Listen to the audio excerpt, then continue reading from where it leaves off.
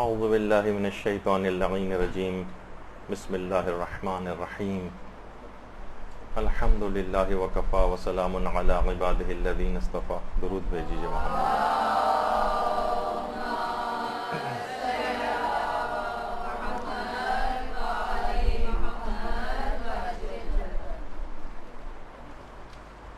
سب سے پہلے تو آج سب آپ لوگوں کو پیشگی ولادت باسعادت حضرت حجت علیہ الصلاۃ والسلام مبارک ہو. اللہم صلی علی محمد.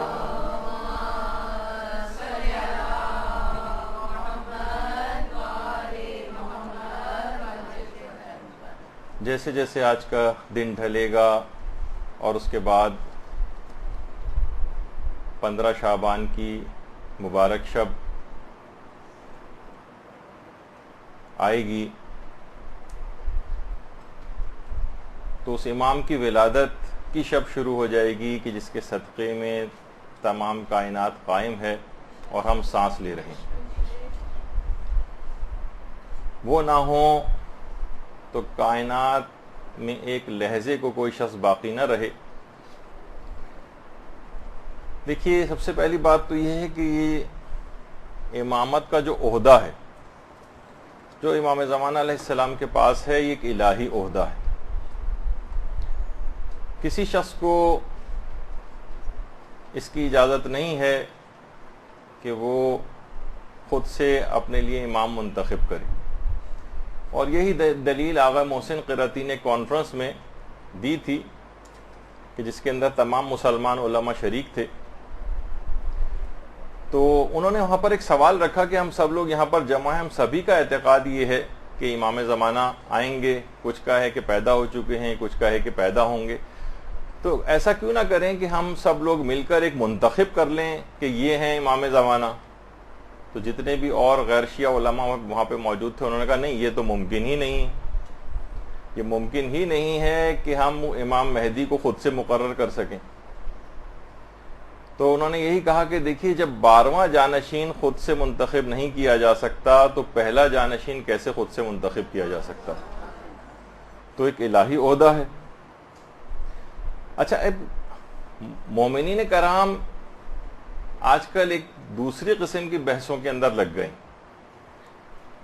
وہ یہ ہے کہ شرائط ظہور کو چھوڑ کر علائم ظہور کی تلاش میں لگ گئے. کون کون سی علامات ہیں امام کے ظاہر ہونے کی، اس کی تلاش میں سب لوگ لگے ہوئے ہیں، لیکن شرائط ظہور کی تلاش میں کوئی بھی نہیں. دیکھیے، امام کو ظہور کے بعد کن چیزوں کی ضرورت ہوگی، کتنے صالح افراد کی ضرورت ہوگی، ان کے ظہور کے لیے کس قسم کے افراد درکار ہیں، ان کی تیاری کے لیے کیا کیا جائے، ان افراد کا معیار کیا ہوگا، اس معیار تک ہم خود کو کیسے پہنچائیں، ہم کیا تیاری کریں، کیسے تیاری کریں، غیبت کے زمانے میں ہماری ذمہ داریاں کیا ہیں. 1 2 3 4 5 کر کے اگر آپ کسی سے پوچھیں تو وہ نہیں بتا سکے گا. عالمی حکومت کے قیام کے بعد امام کو ہر شعبے میں کتنے صالح افراد درکار ہوں گے، یہ اس کی متعلق کسی نے آج تک کبھی انفارمیشن لینے کی، معلومات لینے کی کوشش نہیں کی. دیکھیے، پوری دنیا کے نظام کو ٹھیک کرنا ہے. آیت اللہ باقر الصدر ایک بات بہت اچھی کہتے تھے کہ انسانی تاریخ میں 2 ایسی ہستیاں گزری ہیں کہ جن کی ذمہ داری یہ تھی کہ انسانی تمدن کو بالکل از سر نو تعمیر و ترقی اس کی کریں. ایک تو فرماتے تھے کہ حضرت نوح، 950 سال کی تو صرف تبلیغ حضرت نوح کی، اور اس عظیم طوفان کے بعد دوبارہ سے از سر نو انہوں نے تہذیب و تمدن کی تعمیر کی. اور فرماتے ہیں کہ دوسری وہ عظیم شخصیت امام زمانہ علیہ السلام کی ذات گرامی،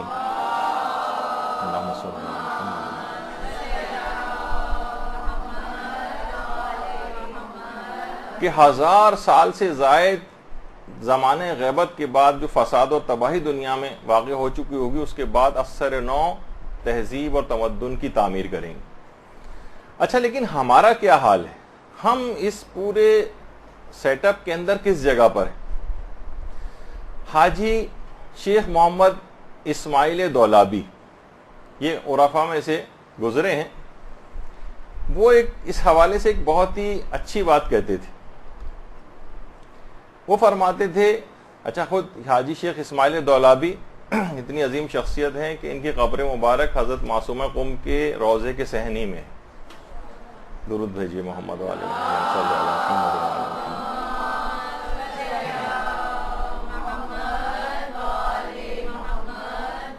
فرماتے تھے آخری زمانے میں لوگوں کی حالت کے لیے یہ مثال سے دے کر سمجھاتے تھے کہ اگر کسی شخص کے 4 بیٹے ہوں اور وہ چاروں بیٹوں کو ایک کمرے میں بند کر کے چلا جائے اور کہے کہ میں کام سے جا رہا ہوں, میرے آنے تک تم انتظار کرو, اس کے بعد وہ کسی جگہ سے چھپ کر یا کوئی کیمرہ لگا کر لوگوں کی حالت, اپنے بیٹوں کی حالت زار دیکھے کہ وہ کیا کر رہے ہیں. تو کہنے ایک بیٹا مثلا یہ کر رہا ہے کہ ان کی غیر موجودگی سے غلط فائدہ اٹھا کر باپ کی گھر میں ادھم کر بازی مچانی شروع کر دی, چیزوں کو پھینکنا شروع کر دیا, گھر کے نظام کو درم برم کر رہا ہے. کہہ رہے دوسرا بیٹا دیکھتا ہے کہ میرا بھائی چیزوں کو پھینک رہا ہے اور جو ہے وہ گھر کے اندر تباہی مچا رہا ہے, دوسرا بھائی رونے چلانے لگتا ہے اور دعائیاں دیتا رہتا ہے کہ بابا جلدی آئیے, دیکھیے کیا کر رہا ہے. یہ دوسرا بیٹا ہے. تیسرا بیٹا دونوں بھائیوں کو فراموش کر کے اپنے کام میں مگن ہے, اس کو کوئی پرواہ نہیں کہ یہ دونوں کیا کر رہے ہیں کیا نہیں کر رہے ہیں, وہ اپنے کام کے اندر لگا ہوا ہے, مجھے کیا اس سے کرتے ہیں جو کرنے دو. اور چوتھا بیٹا یہ ہے, اسے پتا ہے کہ میرا باپ چلا گیا لیکن وہ وہاں سے کچھ عرصے بعد آ جائے گا, تو وہ چیزوں کو اس غیر موجودگی سے اسی فائدہ اٹھا کر ترتیب سے رکھتا ہے, گھر کو صاف کرتا ہے, بلکہ سوچتا ہے اگر باپ کو آنے میں دیر بھی ہو گئی تب بھی میرا فائدہ ہے کہ میں زیادہ اچھے طریقے سے گھر کی صفائی کر دوں گا. تو کہہ رہے ہیں یہی مثال بالکل ہمارے آج کل کے معاشرے کی ہے. کچھ لوگ مستقل طور پر معاشرے کو خراب کر رہے ہیں, کچھ لوگ سوائے رونے دھونے کے اس کے علاوہ کوئی کام ہی نہیں, کہ بس کہ امام آپ ہی آئیے تو کچھ کیجئے, بس ایک طریقے سے دعائیاں مچانا جس کو کہا جاتا ہے صرف وہ کر رہے ہیں. اور تیسرے قسم کے لوگ وہ ہیں کہ جو اپنے امام کی غیر موجودگی کو بالکل بھلا کر اور اپنے فرائض سے بالکل بس اپنی دنیا کے اندر مگن ہیں, انہیں کسی تبلیغ سے کسی اصلاح معاشرے سے کوئی سروکار نہیں. لیکن کچھ لوگ ایسے بھی ہیں کہ جو امام کی یاد کے ساتھ ساتھ دعا بھی ساتھ میں کر رہے ہیں, تبلیغ بھی کر رہے ہیں, اصلاح معاشرہ کی فکر بھی انجام دے رہے ہیں, معاشرے کی صفائی کی فکر میں بھی ہیں, خود بھی تیار ہیں اور دوسروں کو بھی تیار کر رہے ہیں, خود بھی اخلاق اور کردار کے اعتبار سے بہتر بن رہے ہیں اور دوسروں کی بھی فکر کر رہے ہیں کہ جب اس امت کا باپ امام زمانہ علیہ السلام تشریف لائیں گے, صلی اللہ علیہ وسلم,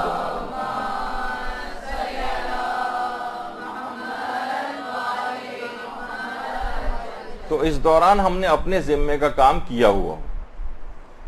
تو اب دیکھیں یہی 4 افراد کے گروپس ہم کو معاشرے کے اندر نظر آ رہے ہیں, ہمیں یہ دیکھنا ہے کہ ہم کون سے والے گروپ کے اندر جا رہے ہیں.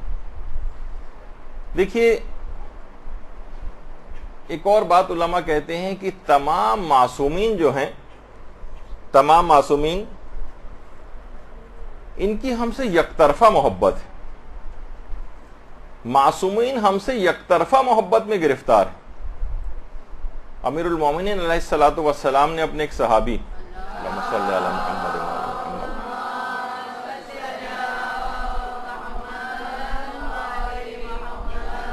جن کا نام رومیلہ تھا, کہا کہ رومیلہ جب بھی کوئی مومن بیمار ہو جاتا ہے تو ہم بھی بیمار ہو جاتے ہیں, اسے کوئی غم اندو لاحق ہوتا ہے تو ہم بھی غمگین ہو جاتے ہیں, وہ اگر کوئی دعا کرتا ہے تو ہم آمین کہتے ہیں, اور وہ اگر دعا کرنا بھول جائے, دعا نہ کرے تو ہم اس کی طرف سے دعا کرتے ہیں.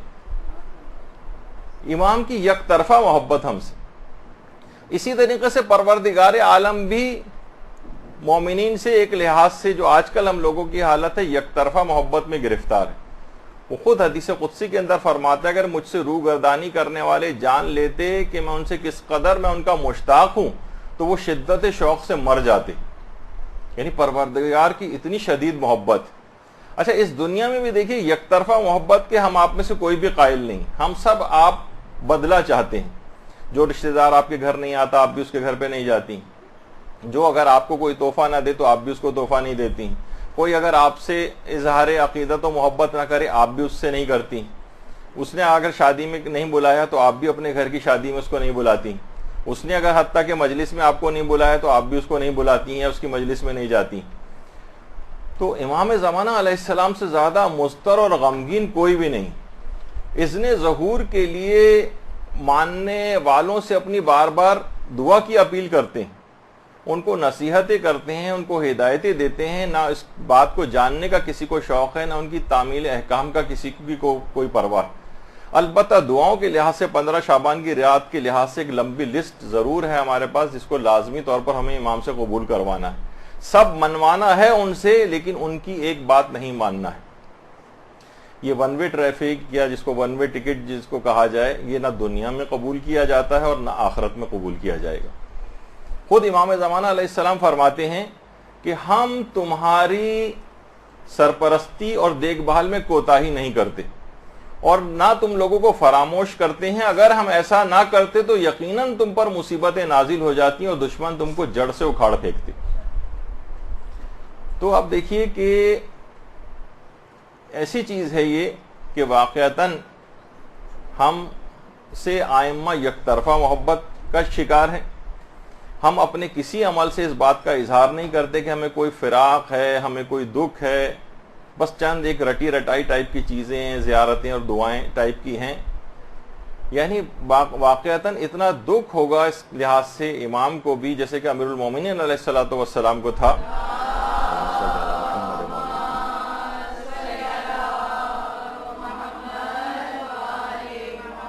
کہ باقاعدہ نہج البلاغہ میں کوفیوں کے لیے امیر المومنین کے جملے ہیں کہ خدا علی کو تم سے چھین لے اور تم کو علی سے چھین لے. یعنی ایک لحاظ سے امیر المومنین نے گویا ایک موت کی دعا مانگی کہ علی تم سے تنگ آ چکا ہے, نہ تمہیں علی کی ضرورت ہے اور نہ علی کو تمہاری ضرورت ہے. ایسا کیا کیا تھا ان لوگوں نے؟ علماء ایک سوال اٹھاتے ہیں کہ ایسا کیا کیا تھا. وہ یہی تھا کہ مولا کی کسی بات کو نہیں مانتے تھے, ان کی کسی نصیحت کو نہیں مانتے تھے, ان کی کسی ہدایت کو ماننے کو تیار نہیں تھے. جھوٹ بولتے تھے کہ ہم کو علی کی ضرورت ہے. علماء فرماتے ہیں آج ہماری زندگی کو آپ اٹھا کے دیکھیں, مصروفیات کو اٹھا کے دیکھیں, ہماری شادی کی تقریبات کو اٹھا کر دیکھیں, ہمارے جشن کے پروگراموں کو اٹھا کر دیکھیں, ہمارے جو اسکول کالج اور یونیورسٹیز کو, تعلیمی اداروں کو اٹھا کر دیکھیں, گلی کوچوں کو دیکھیں, ہمارے گھر کو دیکھیں, رہن سہن کے انداز کو دیکھیں, کسی سے اس بات کا اظہار نہیں ہو رہا ہے کہ کہیں پر بھی ہمیں امام زمانہ کی کوئی ضرورت ہے.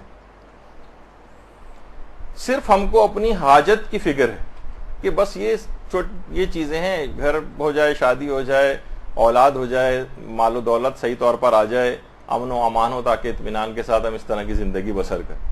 وہ ہے نا شعر کی, حاجت روائی کی امید ہے سب کو, کبھی حال پوچھا ہے حاجت روا کا. تو امام زمانہ علیہ السلام کی کسی کو کوئی فکر نہیں. اور باقاعدہ دیکھیے شیعوں پر ایک لحاظ سے اگر آپ اٹھا کر دیکھیں ایک طنز بھی کیا جاتا ہے, وہ یہ کہ ان کا امام کسی سرداب میں ہے اور وہاں سے وہ جو ہے وہ غائب ہو گئے. تو اس سے دیکھیے کہ یہاں پر یقیناً سرداب سے امام کی غیبت شروع ہوئی ہے اور یہ 3 اماموں کی عبادت کی جگہ ہے. لیکن اب آپ دیکھیں کہ امام جو ہیں اس کے اندر نہیں بلکہ دنیا میں لوگوں کے درمیان ہی میں رہتے ہیں. یعنی امام کسی جگہ جا کر غائب نہیں ہوئے ہیں, کسی سرداب کے اندر نہیں جو ہم پر طنز کیا جاتا ہے. تو امام خوش بھی ہوتے ہیں, غمگین بھی ہوتے ہیں. ہر مومن کی یہ خواہش بھی ہے کہ ہماری نہ جانے ہم کب سے امام کی زیارت کی دعائیں کر رہے ہیں لیکن ہماری کوئی دعائیں قبول نہیں ہوتی. آخر ہمیں امام کی زیارت نصیب کیوں نہیں ہوتی؟ کتنے واقعات ہم پڑھتے ہیں کہ لوگوں کو زیارت ہوئی ہے لیکن ہمیں زیارت نصیب نہیں ہو رہی. اس کی ایک وجہ ہے باقاعدہ کہ جو کہ آیت اللہ حسن زادہ عاملی نے بتائی. اب ہر شخص کو دیکھنا چاہیے اپنے آپ کو کہ یہ چیز اس کے اندر پائی جاتی ہے یا نہیں پائی جاتی. آیت اللہ حسن زادہ عاملی, دیکھیے سب سے پہلی بات تو یہ بتا دوں کہ آتھینٹسٹی بھی تو پتہ ہونی چاہیے. ماشاءاللہ سے حیات مجتہدین میں سے ہیں.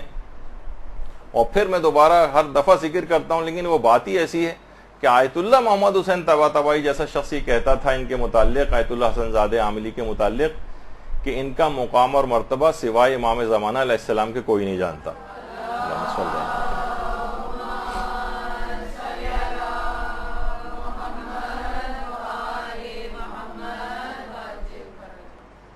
علامہ ذوالفنون یعنی ان کا باقاعدہ لقب ہے، ان اتنے سارے علوم کے ماہر ہیں کہ عام طور پر مجتہدین میں بھی اتنے نظر نہیں آتے ہیں جتنے کہ ان کے اندر جمع ہو گئیں۔ عرفانی علوم کے اوپر ان کی کتابیں ہیں، اور فلسفے کے اوپر کتابیں ہیں، اور کلامی کتابیں ہیں، اور تفسیر کے اوپر ہیں، اور روایت کے اوپر ہیں، اور رجالی ہیں، اور فقی، ریاضی، ادبی، نہ جانے کون کون سے علوم کے اندر۔ اور یہ خود یہ فرماتے ہیں کہ جوانی میں مسجد جامع عامل، ان کا نام حسن زادہ عاملین، عامل کا جو علاقہ ہے ایران میں، وہاں پر میں نے زیارت کی ہمارے 8ویں امام، امام علی رضا علیہ الصلوۃ والسلام سے۔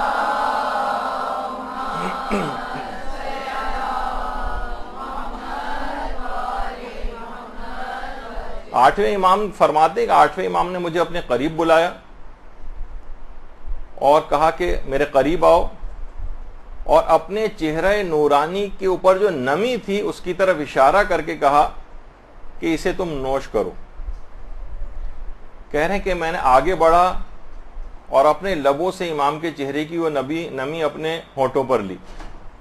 کہہ رہے ہیں اس کے بعد سے جیسے علوم و فنون کا ایک دریا جسے میرے اندر جو ہے وہ جاری ہوا، جس طریقے سے پیغمبر اسلام کے دہن مبارک سے امیر المومنین کو ہزار ہزار علوم اور ان ہزاروں علوم سے مزید ہزاروں علوم کی شاخیں نکلتی تھیں، اس طرح سے 8ویں امام کے چہرے کی جو نمی تھی وہ انہوں نے جب سے اپنے اندر لی تب سے اتنے علوم جو ہے وہ پیدا ہوئے۔ تو اتنی آتھینٹک شخصیت آیت اللہ حسن زادہ عاملی کی۔ اللہم صلی علی محمد۔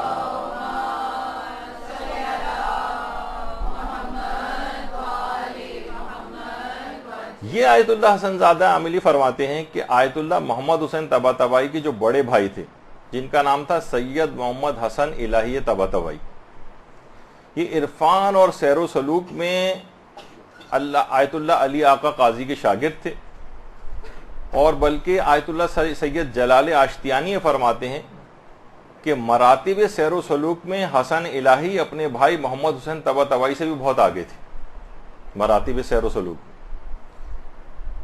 اور آیت اللہ جعفر سبحانی یہ فرماتے ہیں، یعنی خود آیت اللہ جعفر سبحانی ماشاءاللہ حیات ہیں، یہ فرماتے ہیں کہ آیت اللہ محمد حسین طباطبائی سے میں نے خود سنا ہے۔ دیکھیے میں ان کی آپ کو بتا رہا ہوں کہ یہ افراد کیا ہیں، ہمیں اپنے علماء کی بھی معرفت نہیں ہے، پھر میں اپنے موضوع پر آتا ہوں۔ یہ آیت اللہ جعفر سبحانی فرماتے ہیں کہ میں نے خود آیت اللہ محمد حسین طباطبائی سے سنا ہے کہ وہ فرماتے تھے کہ میں نے ایک دفعہ چشم برزخی سے جب مشاہدہ کیا تو میں نے دیکھا کہ میرے بھائی سید محمد حسن الہی طباطبائی سابقہ انبیاء کے ساتھ ان کی مجالست کے اندر بیٹھے ہوئے تھے۔ درود بھیجیے محمد علی۔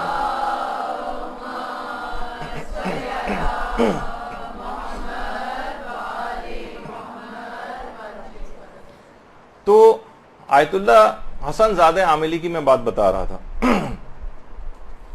وہ کہتے ہیں کہ میں حسن الہی طباطبائی سے اکثر بات یہ کہتا تھا کہ جب بھی وہ کبھی استاد علی آقا قاضی کی خدمت میں جائیں تو ان کے سامنے میری ایک خواہش رکھیں کہ جب بھی آپ کی حضرت حجت سے کوئی ملاقات ہو تو یا تو مجھے اس ملاقات میں شریک کر لیں یا مجھے اذن ملاقات امام سے عطا کروا دیں۔ جب بھی آپ ان کی خدمت میں جائیں، وہ ان کے خاص شاگرد تھے۔ فرماتے ہیں کہ ایک روز میں شہر عامل میں، اس زمانے میں کہہ رہے ہیں کہ میں نوجوان تھا، آیت اللہ حسن زادہ عاملی کہتے ہیں کہ اس زمانے میں نوجوان تھا۔ شہر عامل میں ظہر کے بعد آرام کر رہا تھا کہ میرے بچے نے رونا شروع کر دیا۔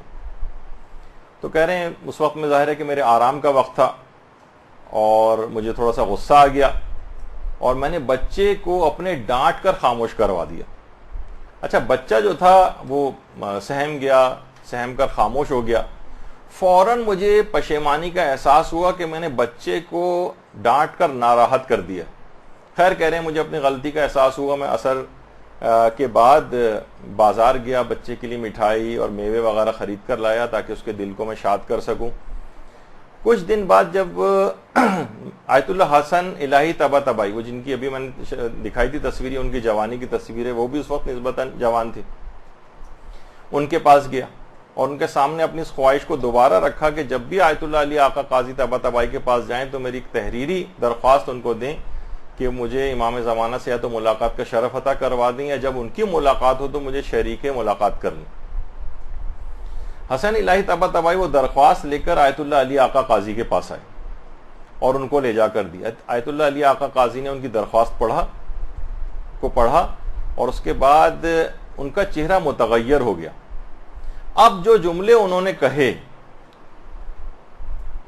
وہ اگر اکیلے صرف وہ والی بھی وجہ ہو تو ہم سب کے لیے کافی ہے وہ کہ کیوں ہماری ملاقات امام سے نہیں ہوتی۔ انہوں نے کہا کہ وہ شخص امام زمانہ سے کیسے ملاقات کر سکتا ہے جو اپنے ایسے خراب اخلاق کا مظاہرہ اپنے بچوں یا گھر والوں سے کرتا ہو تنبیہ کے لحاظ سے۔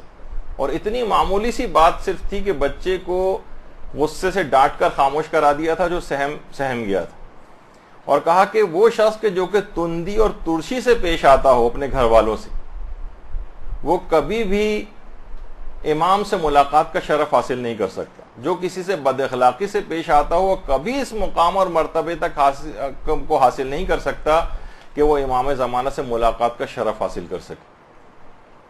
دیکھیے کتنی اہم بات ہے یہ کہ عام طور پر ہمارے گھروں کے اندر کتنا یہ سب چیزیں اس قسم کے برے اخلاق دیکھنے میں آتے ہیں۔ ایک جملہ ہے جو کہ آیت اللہ علی آقا قاضی سے بھی منسوب ہے، اور یہی جملہ ان کے ایک شاگرد ہاشم حداد سے بھی۔ ان دونوں کے متعلق یہ بات پائی جاتی ہے کہ جب ان سے کسی نے پوچھا کہ کیا آپ نے امام زمانہ سے ملاقات کی ہے، تو انہوں نے جواب دیا کہ اندھی ہو جائے وہ آنکھ جو صبح ہوتے ہی اولین نگاہ اپنے زمانے کے امام کے چہرے کے اوپر نہ ڈالے۔ اللہم صلی اللہ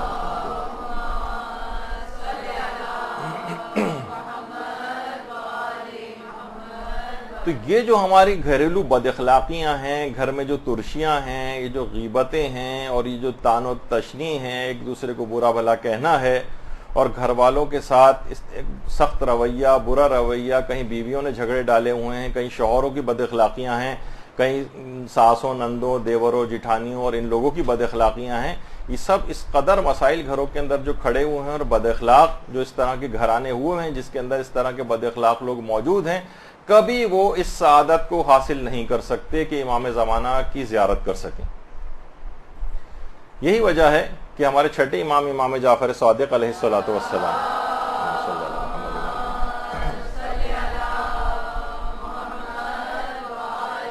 فرماتے ہیں کہ جو شخص حضرت قائم کے اصحاب میں شامل ہونا چاہے اسے انتظار کرنا چاہیے، اور انتظار کے دوران تقوی اور نیک اخلاق کو اختیار کرنا چاہیے۔ تقوی کو اور نیک اخلاق کو اختیار کرنا چاہیے۔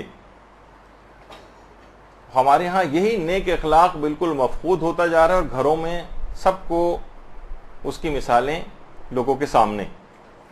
اچھا، جن کا بھی تذکرہ ہوا تھا حاجی شیخ اسماعیل دولابی کا، یہ خود کہتے تھے، بڑا اچھا ایک جملہ کہتے تھے کہ دیکھیے فشار قبر کا علم سب کو ہے، لیکن اس کی دنیا کے اندر بھی قابل مشاہدہ مثال ہے۔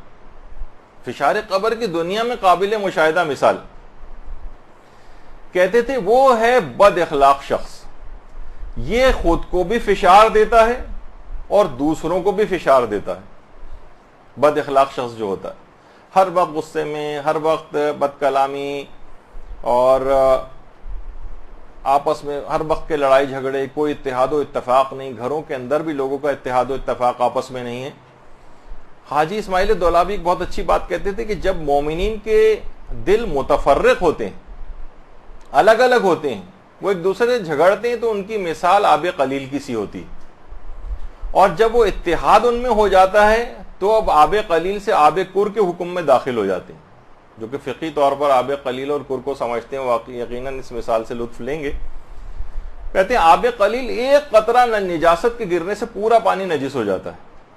آب قلیل کسی چیز کو اگر پاک کرنا چاہیں آب قلیل سے تو آپ کو بہت محنت کرنی پڑتی ہے، کئی دفعہ پانی ڈالنا پڑتا، اور آب قلیل کو اگر آب کر میں تبدیل کرنا ہو تو اتنی زیادہ تعداد میں آب قلیل کو ملانا پڑے گا کہ وہ مل کر آب کر کے اندر تبدیل ہو جائے، اور مومنین کے دلوں کو آپس میں ملانے کے لیے وہ کہتے تھے کہ ولایت حضرت علی ابن ابی طالب علیہ الصلوۃ والسلام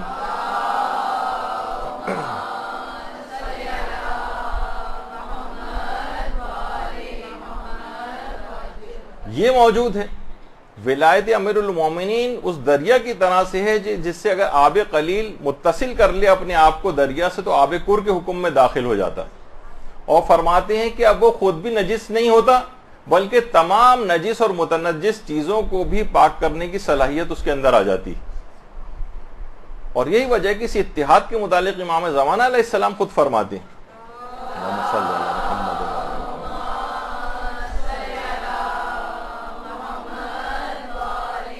کہ اگر ہمارے شیعہ ایک دل اور متحد ہو کر ہمارے ساتھ کیے گئے عہد و پیمان کو پورا کرتے تو ہمارا ظہور بہت جلد ہو جاتا. اس کا مطلب ہے کہ لوگوں میں یہ اتحاد و اتفاق سے باہر کے حوالے سے نہیں ہوتا کہ معاشرے میں لوگ ایک دوسرے اتحاد و اتفاق سے رہیں, وہ ایک بڑی شکل ضرور ہے, لیکن اس کی ابتدا گھر سے ہوتی. گھر کے اندر ایسی فضا و اتحاد و اتفاق ہو, شوہر و بیوی میں, ساس اور بہو میں, گھر والوں کے اندر چھوٹی چھوٹی چیزوں کو ایک دوسرے کی نظر انداز کریں اور جھگڑا نہ کریں ایک دوسرے سے. باقاعدہ آیت اللہ سیستانی نے ابھی کچھ ہی عرصے پہلے ایک بات کہی ہے کہ دیکھیں ہمیشہ سے غالب و مغلوب تو ہمیشہ سے ایک لوگ ہوتے, کوئی نہ کوئی گھر میں غالب ہوگا یا مغلوب ہوگا, معاشرے میں کوئی غالب ہوگا کبھی کوئی مغلوب ہوگا. بہت سے ایسے حالات بھی ہوتے ہیں, ہر وقت شجاعت دکھانے کا ایسا موقع نہیں ہوتا ہے. گھریلو زندگی کی بھی بہت سی مثالیں کہ انسان اگر دو چیزیں آپ کے سامنے رکھی جائیں, یا تو آپ مغلوب ہو جائیں یا یہ کہ آپ جھگڑا کریں. گھر کے حوالے سے اگر ہم فی الحال بات کریں تو کون سی چیز زیادہ بہتر ہے؟ آیت اللہ سیستانی فرماتے ہیں یقیناً جھگڑا کرنا زیادہ بری بات ہے. تھوڑی دیر کے لیے میں اپنے الفاظ میں کہوں کہ انسان اپنی مونچھیں نیچی کر لے, کم سے کم جھگڑا تو نہ ہو. تو جھگڑا ہونا خود زیادہ خطرناک بات ہے بنسبت یہ کہ آپ سوچیں گے اس طرح تو میں مغلوب ہو جاؤں گی گھر کے اندر. نہیں, کوئی بات نہیں, انسان کو بہت ساری چیزوں کو اعلیٰ مقاصد کے لیے بیک فٹ پہ جانا پڑتا ہے کبھی کبھی. تو امام بھی اس سلسلے میں فرما رہے ہیں کہ جو اتحاد اور اتفاق ہے چاہے گھریلو, اس وجہ سے امام کی بد اخلاقی کا مظاہرہ لوگ کریں گے, زیارت سے محروم ہو جائیں گے, شرف کبھی ان لوگوں کو حاصل نہیں ہو سکتا. اور اگر آپ امام کا کام کریں گے, امام کے دل کو راضی و خوش کریں گے, تو امام زمانہ علیہ السلام آپ چھوڑیے زیارت, امام خود آپ کی زیارت کے لیے آئیں گے. اللہم صلی علی محمد.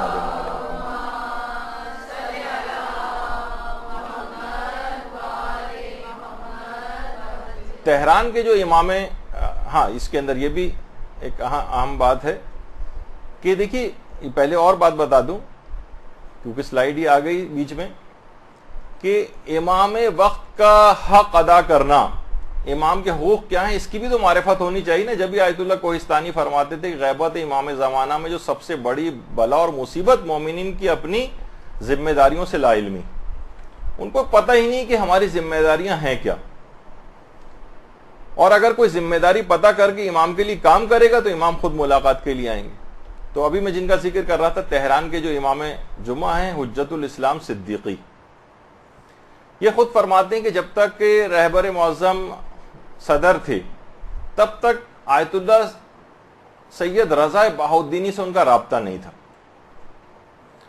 اور حجت الاسلام فاطمی نیا وہ خود ان سے رابطے کا ایک ذریعہ بنے تھے. ایک دفعہ آیت اللہ رضا بہاؤالدینی بیمار ہو گئے تھے. عرفہ میں, ایران کے معروف عرفہ میں ان کا شمار ہوتا ہے رضا بہاؤالدینی کا. آیت اللہ علی آقا قاضی کے شاگردوں میں خود رضا بہاؤالدینی بھی تھے. بیمار ہو گئے تھے اور بیمار ہو کر ہسپتال میں داخل ہونے کو تیار نہیں ہوتے تھے آقا رضا بہاؤالدینی. خیر اس کی ایک وجہ بھی ہے.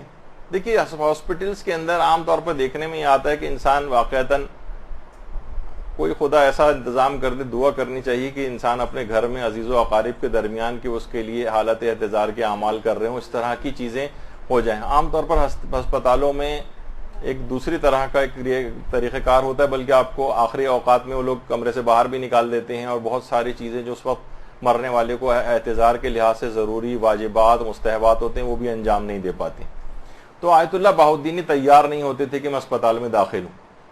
تو باقاعدہ رہبر معظم نے فاطمی نیا, حجت الاسلام فاطمی نیا کو باقاعدہ بھیجا اور کہا کہ آپ ان کو تیار کریں. آقا رضا بہاؤالدینی کو تیار ہو گئے اسپتال میں داخل ہونے پر, اور داخل ہونے کے بعد صحتیاب ہو کر بھی وہاں سے واپس آئے. اچھا, اب حجت الاسلام صدیقی جو امام جمعہ ہے تہران کے، وہ فرماتے ہیں جب میں ان کی عیادت کے لیے گیا آیت اللہ رضا بہاؤالدینی کی، تو بہت سی باتیں ہوئیں، باتوں میں انہوں نے ذکر کیا کہ حضرت حجت اس حقیر سے ملاقات کے لیے ہسپتال میں تشریف لائے تھے۔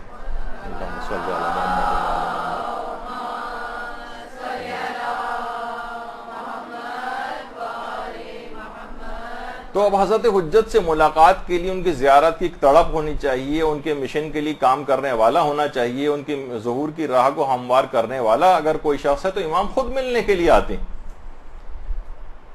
تو اور آج بھی اگر کوئی یہ تمام شرائط اپنے اندر پیدا کر لے، امام کو کسی طریقے سے راضی و خوش کر لے، جو کہ ہمارے آج کا عنوان بھی ہے، تو امام خود اس سے ملاقات کے لیے آئیں گے۔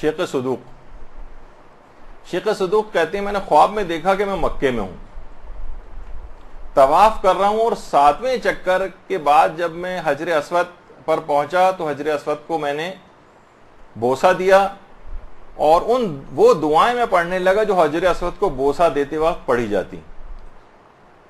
اچھا، میں اس زمانے میں فرماتے ہیں میں لوگوں کے شبہات کی وجہ سے، جو امام زمانہ پر شبہات تھے، دین کے متعلق جو شبہات تھے، لوگوں کی دین سے دوری ہو رہی تھی، میں بہت زیادہ غمگین تھا، اور لوگ امام زمانہ سے بھی گویا ایک لحاظ سے غافل تھے، میں سخت افسردہ تھا اپنی اس کیفیت پہ۔ اچانک میں نے نگاہ اٹھا کر دیکھا کہ میرا آقا اور مولا صحن کعبہ میں موجود ہے۔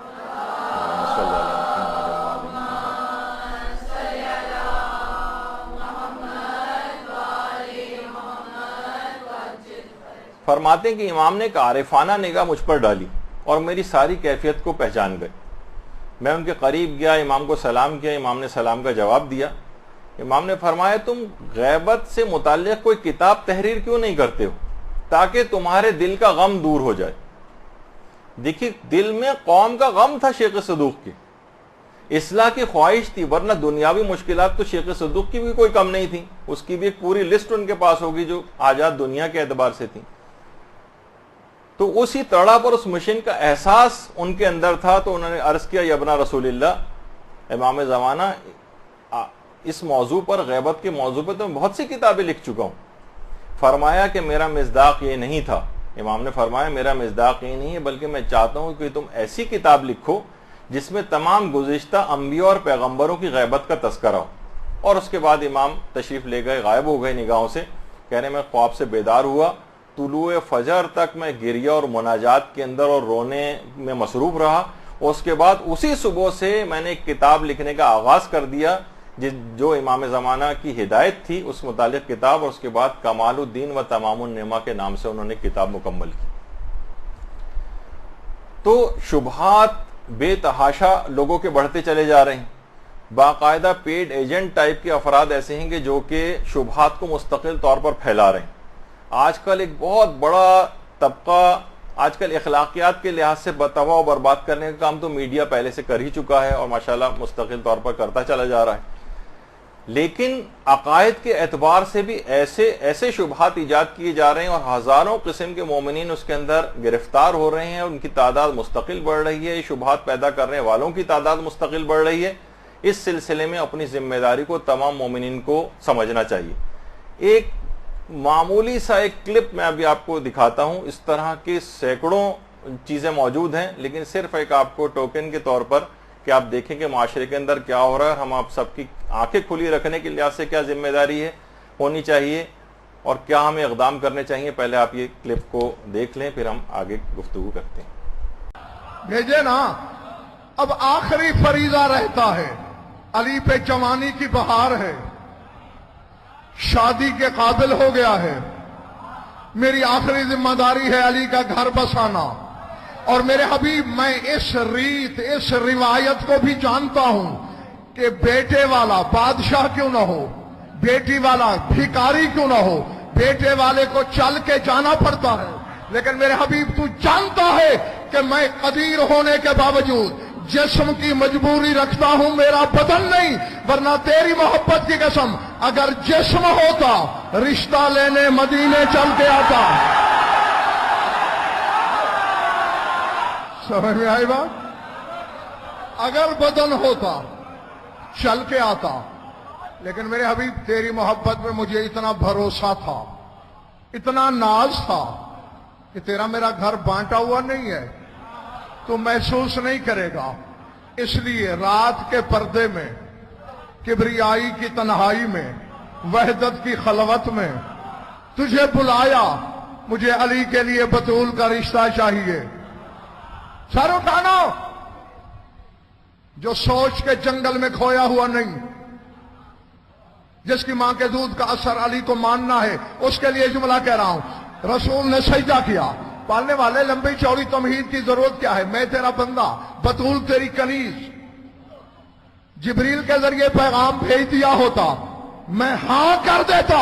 हिजाब इलाही में ज़ल्ज़ला आया, कहा है मेरे हबीब, जिब्रील जैसे कमीन की जबान में ये तहारत कहां कि वो बतूल का रिश्ता मांगे।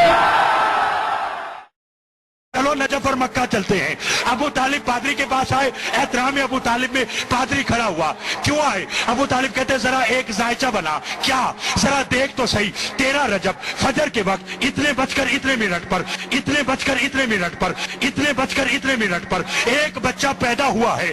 बता वो किन सिफात का मालिक होगा? एक बच्चा आया है, बता वो किन सिफात का मालिक होगा? सिफ्तैन खोसा मुझे हैदरिया मस्जिद के इस मिंबर की अजमत की कसम, पादरी ने पर्चा उठाया, कागज कलम लिया, एक जायचा बनाया, देखा, फाड़ दिया, दूसरा लिया, बनाया, फाड़ दिया, तीसरा लिया, बनाया, फाड़ दिया, चौथा लिया, बनाया, फाड़ दिया। जब लातादाद जायचे बनाता रहा, फाड़ता रहा, अबू तालिब ने कहा बताता क्यों नहीं कि 13 रजब को इतने बजे जो बच्चा आया वो क्या होगा? पादरी खड़ा होकर कहने लगा, अबू तालिब जो वक्त तू बताता है उसमें अल्लाह तो पैदा हो सकता है, बच्चा पैदा है। ये भी ध्यान में रखें, जो कुछ आज तक मौलवी ने में तुम्हें खुदा बता रखा है वो खुदा नहीं है। नहीं, मुझसे दलील मांगो, दलील मांगना तुम्हारा हक है। शक की नजासत लेके जाना तुम्हारा हक नहीं है। कुरान में सूरह साफात में अल्लाह नहीं कह रहा सुबहान रब्बिका रब्बिल इज्जति अम्मा यसिफून, जो कुछ जमाना मेरी सिफतें बयान कर रहा है, अल्लाह कहता है मैं उससे बुलंद हूं। अब मौलवी कहता है अल्लाह खालिक है, अल्लाह कहता है मैं इससे बुलंद हूं। मौलवी कहता है अल्लाह राज़िक है, अल्लाह कहता है मैं इससे बुलंद हूं। मुझे ज़ात वाजिब की कसम, लाख कुरान मेरे सर पे रख, अब्बास का अलम मेरे हाथ में दे, कुरान उठा के अलम थाम के भी कहूंगा, जब अली का 11वां बेटा और तेरा 12वां इमाम ज़हूर करेगा, मैं साबित करूंगा जो तुझे खुदा बताया गया वो सलमान था, अली आगे, अल्लाह और आगे। मजलिस पढ़ी थी मगर उसको आधा किया था, मगर वो मुकम्मल करता चलो क्योंकि आयत भी वही है। ठीक है, ये जो लफ्ज बे है ना, याद है आपको? इन्नमा युरिदुल्लाहु लियुज़हिबा अन्कुमुर रिज्सा अहलल बैत व युतहहिरकुम तत्हीर। इरादा अल्लाह का ये है कि वो इनको पाक रखे जैसे पाक रखने का। मगर अबुल हसन शाह जी, इसमें एक लफ्ज है जो मौलवी ने निकाल दिया है। अगर वो लफ्ज रहता तो इसका तर्जुमा ही कुछ और होता। वो लफ्ज ये है इन्नमा युरिदुल्लाहु लियुज़हिबा अन्कुमुर रिज्सा बे अहलल बैत।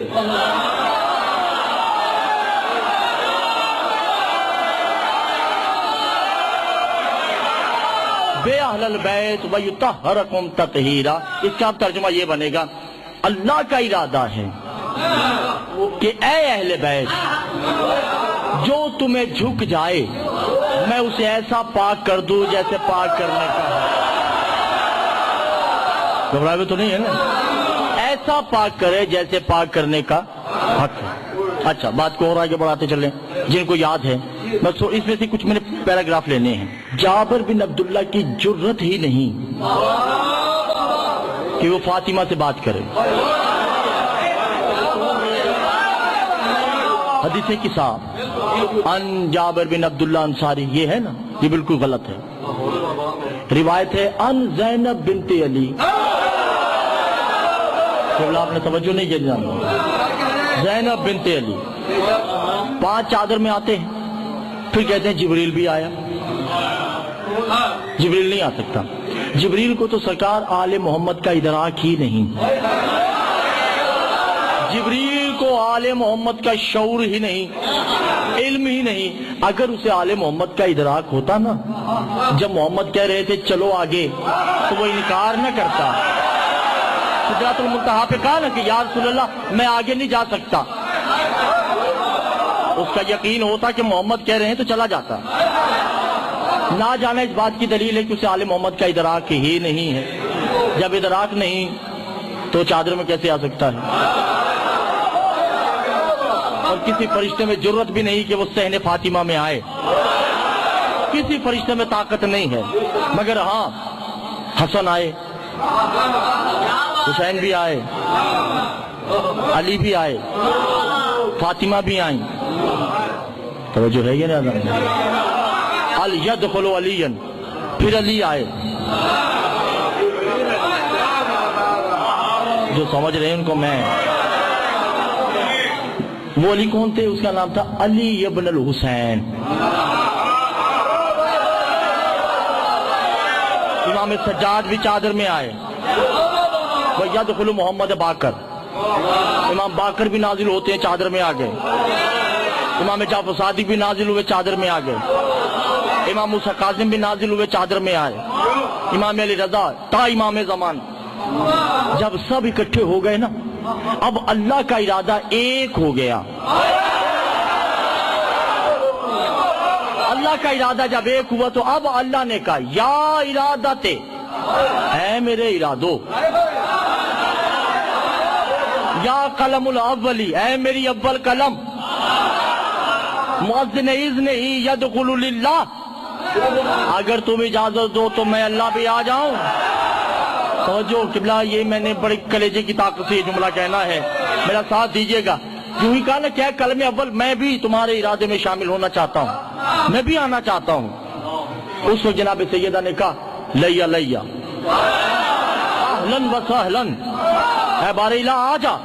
اب وجود تو وہ رکھتا نہیں، مولا فرماتے الوجوہ الاسماء العباس ہی، اس نے اپنے آپ کو عباس کے وجود میں ڈھالا۔ کوٹ عبد المالک والوں نے اتنا بڑا جملہ ضائع کر دیا اسرار کا، خدا نے اپنے آپ کو عباس کے پیکر میں ڈالا، ہو بہو عباس بنایا۔ بظاہراً عباس ہے، باطن میں عباس نہیں ہے۔ نہ سرکار، ایسا نہیں ہے۔ خدا نے بظاہراً توحید کے وجود دو دفعہ ڈھالے ہیں۔ گھبراہ ہوئے تو نہیں ہے جاننا۔ پہلا دیکھیے، میں پہلے کہہ چکا ہوں کہ اس کا ارادہ ہے ان سے طہارت کو قریب رکھنا، اس کی ذمہ داری ہے، اور ہر اس کو نجاست سے دور رکھنا جو ان کا پیروکار ہے۔ خدا نے دو دفعہ اپنے وجود کو ڈھالا ہے۔ ملک صاحب، میں بہت بڑی بات کرنے جا رہا ہوں۔ حسنین آ کے کہتے اماں کپڑے چاہیے، اماں کپڑے چاہیے، کا بیٹا درزی کے پاس ہے، درزی کو دیے۔ اسی کا نام کن ہے، اسی کا نام تو کن ہے، درزی کے پاس ہے۔ اب بی بی کی زبان سے نکلے جملے تو غلام شاہ جی اب یہ اللہ کی ذمہ داری ہے درزی بنانا، کیونکہ نجاست قریب نہیں آتی۔ اب اللہ نے کیا کہا، یا ایھا الملائکۃ خیاط الحسنین، جاؤ جنت میں کپڑے بناؤ جلدی۔ زہرا کی زبان سے جملے نکل چکے ہیں۔ خدا کی قسم، میں نے کتابوں میں پڑھا ہے کہ ہر فرشتہ ریشم کے درخت سے ریشم چن رہا ہے، اور دو لباس نہیں بن رہے، جتنے فرشتے ہیں ہر فرشتہ لباس بنا رہا ہے۔ اب خدا دیکھ رہا ہے۔ جبریل جانے لگا، میکائیل نے روکا کہ خبردار، بہت ہو گئی، اب ہماری باری۔ میکائیل جانے لگا، اسرافیل نے روک لیا۔ اس فرشتے کا اس فرشتے کے ہاتھ میں گریبان، اس فرشتے کا اس فرشتے کے ہاتھ میں گریبان۔ ہر فرشتہ کہتا ہے ہم جائیں گے، ہر فرشتہ کہتا ہے ہم جائیں گے۔ جب یہ کہا نا، اب اللہ نے جو دیکھا، وجود رکھتا نہیں مگر مسکراہٹ آئی، چہرہ نہیں رکھتا مگر مسکرایا، لباس وجود میں ڈھلا، دو کپڑے ہاتھوں پہ لیے، حسنین کے دروازے پہ آ کے کہتا یا فاطمہ انا خیاط الحسنین۔ تو آپ نے دیکھا کہ شیعت کا جو درخشاں چہرہ ہے وہ ان تمام قسم کے مردود افکار سے بہت پاک ہے جو یہ سب آپ کے سامنے پیش کی گئی. صرف ایک مختصر سا آپ کے سامنے کا ہے، لیکن اس طرح کے سینکڑوں افراد معاشرے کے اندر آ چکے ہیں، کام کر رہے ہیں، لوگ کتنا زیادہ واہ واہ کر رہے ہیں، ہزاروں قسم کا جو افراد کا مجمع ان کے پاس ہے، تو جو لوگوں کو دین سے انحراف کرے اس موقع پر کتنی شدید ذمہ داری اس بات کی ہوگی کہ مذہب کا دفاع کیا جائے، ایسے افراد سے بیزاری کا اظہار کیا جائے، لوگوں کو ان کے متعلق آگاہ کیا جائے کہ ان کا بائیکاٹ کیا جائے اور ان ایسے افراد کو ہرگز بھی ممبروں کے اوپر نہ آنے دیا جائے.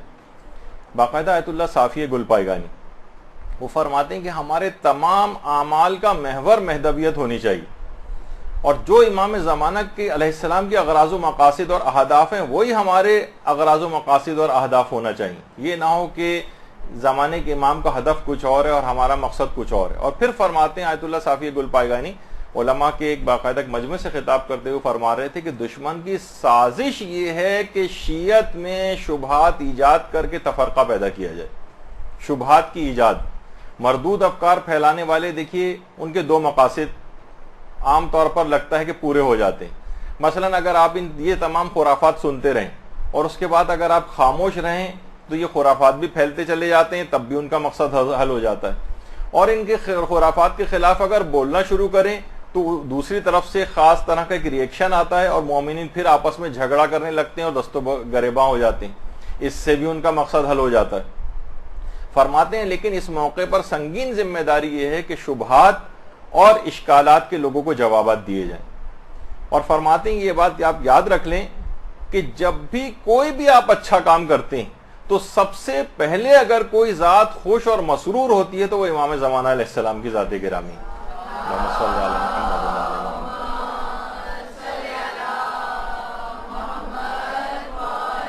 محمد. اور جو اگر آپ کوئی گناہ کا کام کرتے ہیں تو سب سے پہلے جو ذات مغموم ہوتی ہے وہ امام زمانہ علیہ السلام کی ذات ہے. یہ آیت اللہ صافی گل پائگانی فرماتے ہیں. تو غیبت کے زمانے میں یہ جو پیریڈ چل رہا ہے اس میں گمراہی سے نجات وہی شخص پا سکتا ہے کہ جس کا عقیدہ بہت مضبوط ہو، اس طرح کے شکوک و شبہات کا شکار نہ ہو، ان ایسے افراد سے الرٹ ہو کر بیٹھے. یہی وجہ ہے کہ ہمارے امام حسن عسکری علیہ الصلوۃ والسلام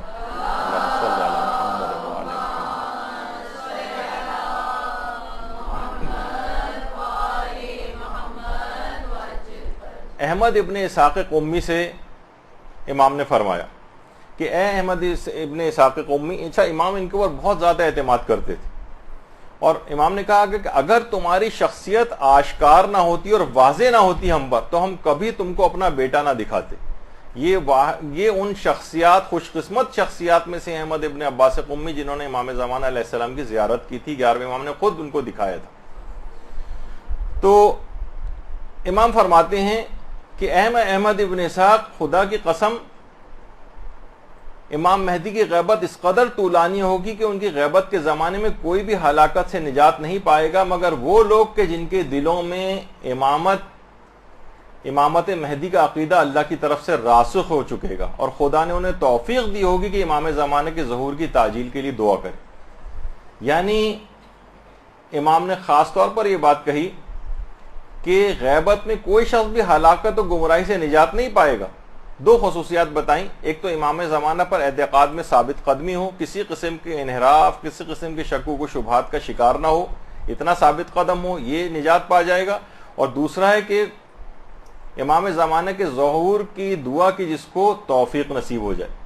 یعنی اگر یہ شبہات سے سلامت رہ گیا، اس کا ایمان اور اعتقاد مضبوط رہا اور حضرت حجت کے لیے دعائیں کرتا رہا تو ایسا شخص گمراہی سے نجات پائے گا. اور علماء فرماتے ہیں اس کے لیے دعائے فرج، گمراہی سے نجات پانے کے لیے یہ بھی بڑی مجرب ہے. اس کے علاوہ زیارت آل یاسین اور دعائے غریق، یا اللہ یا رحمان یا رحیم والی دعا، یا مقلب القلوب ثبت قلبی علی دینک. اور یہ وہ دعا ہے کہ جو کہ باقاعدہ آیت اللہ بہجت نے رہبر انقلاب اسلامی کو وصیت کی تھی کہ آپ اس دعا کو اکثر پڑھتے رہا کریں. الگ سے آیت اللہ بہجت نے ان کو وصیت کی تھی. تو آیت اللہ بہجت یہ فرماتے ہیں کہ اگر ہم اپنے تمام کاموں میں امام زمانہ کو یاد رکھیں گے تو وہ بھی تمہارے تمام کاموں میں شریک ہو جائیں گے. فرماتے تھے یعنی سوچیے کتنی برکت ہوگی کہ ہر کام میں آپ کی کامیابی ہوگی. اگر آپ ہر کام میں امام زمانہ کو یاد رکھیں گے اس کام میں برکت آئے گی, اس کام میں کامیابی ملے گی. اور امام زمانہ کے لیے جتنی بھی آپ دعائیں کریں گے اس سے کئی گنا زیادہ امام زمانہ علیہ السلام آپ کے لیے دعائیں کریں گے. اور یہ بات سوچ لیجئے کہ امام زمانہ اگر آپ کے لیے دعا کر دیں تو آپ کا بیڑا پار ہو جائے گا, نجات مل جائے گی. تو ابھی جو اور دین کے لیے اگر کوئی شخص واقعتاً کام کرے تو خود بھی ایک لحاظ سے ایسی صلاحیت اس کے اندر پیدا ہو جاتی ہے. امام کے مشن کے لیے کام تو کر کے دیکھیں, پھر دیکھیں کہ زندگی کے کتنے جو مشکلات اور پریشانیاں خود ہی رفع ہوتی چلی جائیں گی آپ کے لیے. ایک عالم تھے جو کہ درس اصول و فقہ جو ہے 300 سے زائد علماء ان کے درس میں شریک ہوتے تھے. ایک مرتبہ ان کی بیوی شدید بیمار پڑ گئی اور اتنی بیمار ہو گئی کہ بس لگتا تھا کہ اب اس کا انتقال ہو جائے گا. روز بروز صحت گرتی جا رہی تھی, یہاں تک کہ بالکل تقریباً کومے جیسی کیفیت کے اندر وہ چلی گئی. وہ عالم روتے ہوئے آیت اللہ علی آقا قاضی کی خدمت میں آئے اور کہا کہ آقا میری کوئی اولاد بھی نہیں ہے, 37 سال کا میرا اور بیوی کا ساتھ ہے, ہم دونوں میں بہت ان سے محبت ہو گئی ہے, ایک دوسرے کے بغیر رہنا بھی بہت مشکل ہے, لگتا ہے اگر یہ مر گئی تو میں بھی مر جاؤں گا. اچھا میرے لیے دعا کریں. اچھا آیت اللہ علی آقا قاضی کی ایک سیرت تھی وہی جو تقریباً آیت اللہ بہجت کی طرح کہ کبھی بھی کسی کے چہرے کی طرف نگاہ اٹھا کر نہیں دیکھتے تھے. عام طور پر جو ملنے والے آتے تھے تو ان چہرے کو نگاہوں کو جھکا لیتے تھے. کہہ رہے انہوں نے سر جھکائے آنکھوں کو بند کیا اور ایک جذباتی انداز سے دعا کرنی شروع کی. اس وقت اس موقع پر آیت اللہ سید عباس حسینی کاشانی جن کا بھی کچھ ہی عرصے پہلے انتقال ہوا ہے یہ وہاں پر موجود تھے. آیت اللہ سید عباس حسینی کاشانی سب سے آخری شاگرد جو آیت اللہ علی آقا قاضی کے جو اب تک زندہ تھے وہ بھی انتقال کر چکے ہیں, یعنی آخری شاگرد کو کہا جاتا ہے. اس کے بعد خیر کچھ آیت اللہ محمد حسین طباطبائی کا بھی انتقال ہو گیا, اس کے بعد حسن زادہ عاملی کا ایک لحاظ سے بس سمجھے آخری شاگردوں میں سے بس یہ چند افراد رہے اور یہ اس موقع پر موجود تھے. پہلے ان کے متعلق بتا دوں کہ 18 سال کی عمر میں آیت اللہ عباس حسینی کاشانی درجہ اجتہاد تک پہنچ گئے تھے اور تقریباً 3 سال تک آیت اللہ علی آقا قاضی کی خدمت میں رہے تھے. اور سمجھیں اس زمانے میں اتنی کم عمری میں ان کی خدمت میں وہاں پر موجود رہنا کہ اکثر علماء بھی حیران ہوتے تھے کہ بچہ یہاں پر کیا کر رہا ہے, لیکن اس زمانے میں بھی اتنی قابلیت ان کے اندر تھی. اور علی آقا قاضی کی خدمت میں رہتے تھے اور توکل اور خدا کی قضاء و قدر اس کے فیصلوں پر اتنا زیادہ اعتماد تھا کہ حجت الاسلام المسلمین مولانا علی رضا رضوی صاحب جو کچھ عرصے پہلے تشریف لائے تھے وہ خود بھی ان سے ملاقات کے لیے گئے تھے. آخری زندگی میں بہت ہی زیادہ بیمار رہے تھے اور اسی بیماری کے عالم میں انتقال کیا تھا اور اتنے زیادہ سالوں تک بیمار رہے تھے کہ باقاعدہ ان کو ایوب العلماء بھی کہا جاتا ہے. علماء کے حضرت ایوب جس اعتبار سے اتنے عرصے تک بیمار رہے, 266 کتابیں لکھیں, اپنی پوری زندگی میں بے پناہ دین کے سلسلے میں کام کیا. اور خود مولانا علی رضا رضوی صرف فرماتے ہیں کہ مجھ سے انہوں نے کہا میری صرف اس کے لیے ایک اصلاح کے لیے ایک بات بتائی کہ اتنے عرصے سے میں بیمار ہوں, اتنے طویل ترین عرصے سے کہ اپنے کمرے سے باہر بھی نہیں جا سکا ہوں سال سے اور حرکت نہیں کر پاتا ہوں, تب بھی ایک مرتبہ بھی اپنی بیماری کے سلسلے میں حرف شکایت میری زبان پر نہیں آیا. آیت اللہ عباس حسینی کاشانی فرماتے ہیں میں خود اس موقع پر موجود تھا جب وہ عالم آیت اللہ علی آقا قاضی کے پاس آئے اور اپنی بیوی کی بیماری کی شکایت کی. میں نے دیکھا کہ آیت اللہ علی آقا قاضی نے اپنے ہاتھوں کو آسمان کی طرف بلند کیا اور کچھ دیر دعا کی, اس کے بعد آنکھوں سے اپنے آنسوؤں کو صاف کیا اور کہا کہ جاؤ خدا نے اس کو واپس لوٹا دیا. اللہم صلی علی محمد و علی محمد.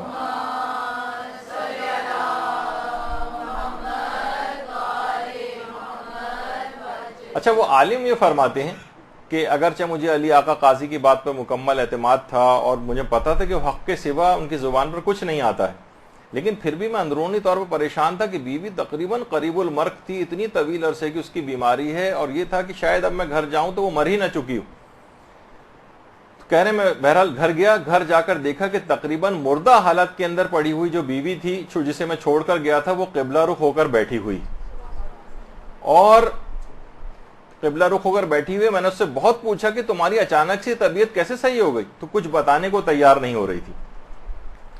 بہت زیادہ جب اصرار کیا تو بیوی نے بتایا کہ آپ نے بہت اچھا کیا کہ آپ آیت اللہ علی آقا قاضی کی خدمت میں گئے, اور جس وقت میری روح قفص انصری سے پرواز کر چکی تھی, وہ خود کہہ رہی ہے کہ میں مر چکی تھی, میری روح نکل کر جب چوتھے آسمان پر پہنچی تو ایک غیبی صدا مجھے سنائی دی کہ سید علی آقا قاضی کی دعا کے احترام میں اس کی روح کو واپس پلٹا دیا جائے.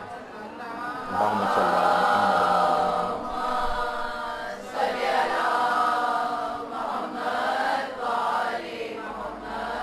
آیت اللہ عباس حسینی کاشانی اس واقعے کے عینی شاہدین کے اندر سے, انہوں نے اس واقعے کو اپنے ایک انٹرویو کے اندر پورا نقل کیا تھا انتقال سے پہلے. تو دیکھیں یہ ہیں عالم دین, ان کی دعا کا احترام بھی ہوتا ہے, ان کے علم, عبادت, تقوی اور امام زمانہ کی اطاعت اور پیروی سے ان کو جو مقام حاصل ہوا ہے, ان کے مشن کے کاموں کے سلسلے میں حاصل ہوا ہے, تو اس سے انسان مستجاب الدعوات بھی ہو جاتا ہے. یعنی ایک دفعہ انسان ان کے مشن کے لیے کام کرنا شروع کرے, امام کے لیے کام کرنا شروع کرے, امام کو راضی و خوشنود کر لے, تو کتنی چیزیں اس کے صاحب کرامت اس کو بنا دیتی ہیں. اور علماء یہ بھی فرماتے ہیں کہ لوگ کہتے ہیں کہ ہمیں زیارت ہونی چاہیے, رضایت کا شرف زیارت کے شرف سے بھی بڑھ کر امام کو کا راضی ہونا یہ بہت اہم چیز ہے. اور امام سے علماء کہتے ہیں ہو سکتا ہے کہ بہت سارے افراد امام کو دیکھ نہ پائیں, لیکن امام سے عملی ارتباط حاصل کرنا ممکن ہے.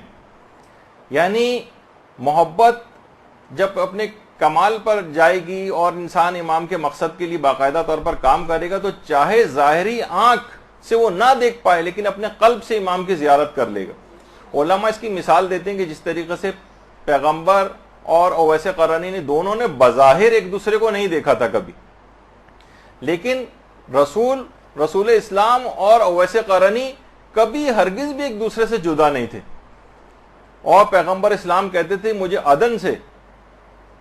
عدن سے خدائے رحمان کی خوشبو آ رہی ہے, اویس قرنی کے لیے کہتے تھے. تو اس سے آپ اندازہ لگائیں تو آیت اللہ بہجت یہی کہتے تھے کہ باقاعدہ لوگ بھی ان کے پاس آتے تھے کہ ہمیں زیارت جو ہے وہ کیسے امام کی نصیب ہوگی, تو فرماتے تھے کہ رضایت کی فکر کرو, چہرے کی زیارت تو شمر ملون بھی کر رہا تھا. یعنی باقاعدہ کہتے تھے کہ امام, لیکن امام اس سے راضی اور خوش نہیں تھے, تو تم جو ہے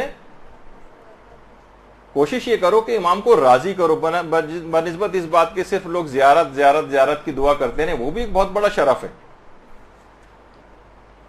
اچھا, ابھی جو ہم ذکر کر رہے تھے کہ ایک دفعہ اگر امام کے مقصد اور مشن کے لیے انسان کام کرے تو امام خود زیارت کے لیے آ جاتے. امام راضی تو ہو جائیں, پھر دیکھیے وہ کیسے زیارت کرتے. علامہ طباطبائی سے بھی کسی نے یہ بات پوچھی کہ امام زمانہ تک پہنچنے کا راستہ کیا ہے, تو انہوں نے جواب میں فرمایا کہ امام زمانہ نے خود کہا ہے کہ تم اچھے بنو, ہم خود تم کو ڈھونڈ نکالیں گے. یہ باقاعدہ خود آیت اللہ طباطبائی یہ بات کہتے تھے.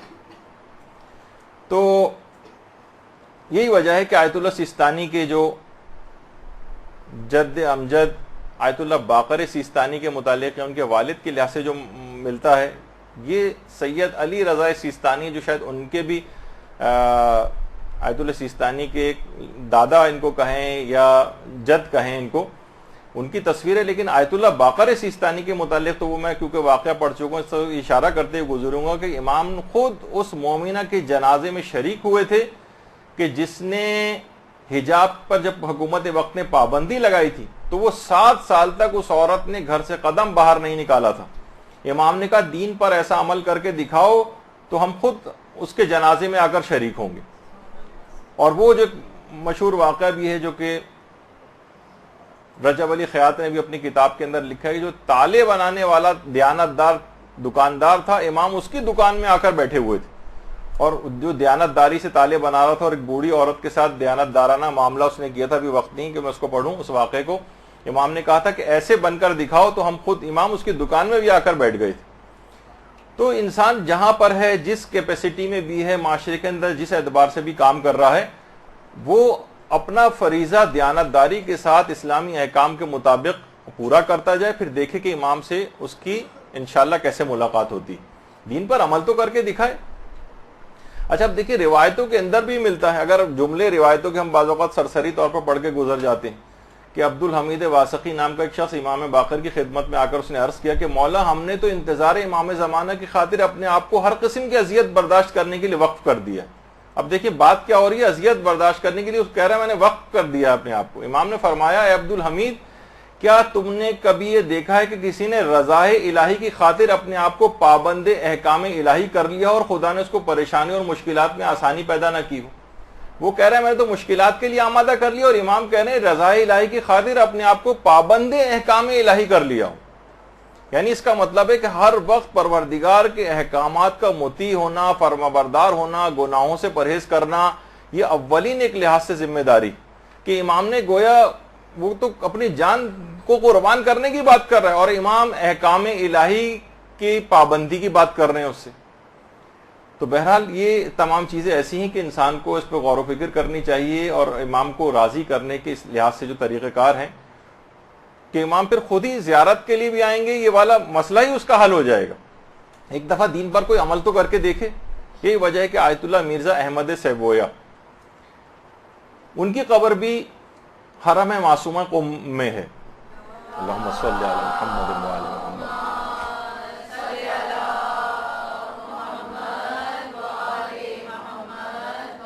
بلڈ کینسر میں ان کا انتقال ہوا تھا، اور جس زمانے میں کربلا میں بھی ہوتے تھے، اور اس زمانے کے جو ان کے دوست تھے ان کو شیخ عبد الزہرا کہا کرتے تھے.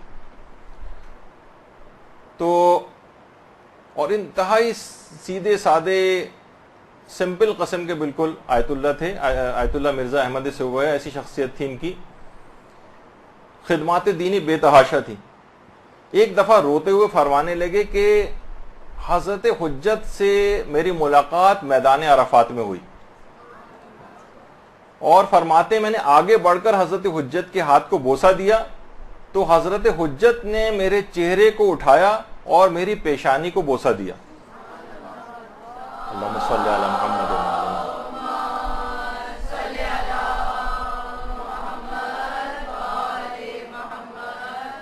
کہہ رہے ہیں اس پورے واقعے کی اطلاع کسی قافلے میں موجود کسی شخص کو نہیں تھی، نہ کسی نے وہ بات سنی. میری امام زمانہ سے جو باتیں ہوئی تھی نہ وہ کسی نے بات سنی، نہ کسی نے ان کو دیکھا. تو آپ نے دیکھا کہ دین پر عمل سے کیسے انعامات ملتے ہیں. امام زمانہ نے ان کی پیشانی پر بوسہ دیا آیت اللہ مرزا احمد سیبویا کی، اور اس میں کوئی ایسی تعجب خیز بات نہیں ہے. خود پیغمبر اسلام ختم مرتبت صلی اللہ علیہ وآلہ وسلم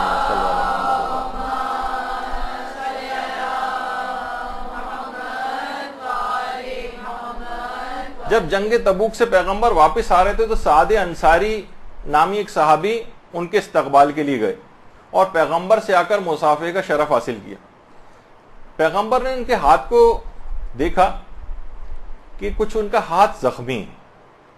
پیغمبر نے پوچھا ہے سعد انصاری یہ تمہارے ہاتھ کو کیا ہو گیا؟ کہا کہ یا رسول اللہ میں کثیر العیال ہوں، افراد گھر میں بہت زیادہ ہیں، مجھے بہت زیادہ کام کرنا اور مزدوری کرنا پڑتی ہے، زیادہ کام کرنے کی وجہ سے میرا ہاتھ زخمی ہو گیا. پیغمبر نے سعد کے ہاتھ کا بوسہ لیا اور فرمایا یہ وہ ہاتھ ہے جس کو کبھی جہنم کی آگ نہیں جلائے گی. اللہم صلی علی محمد.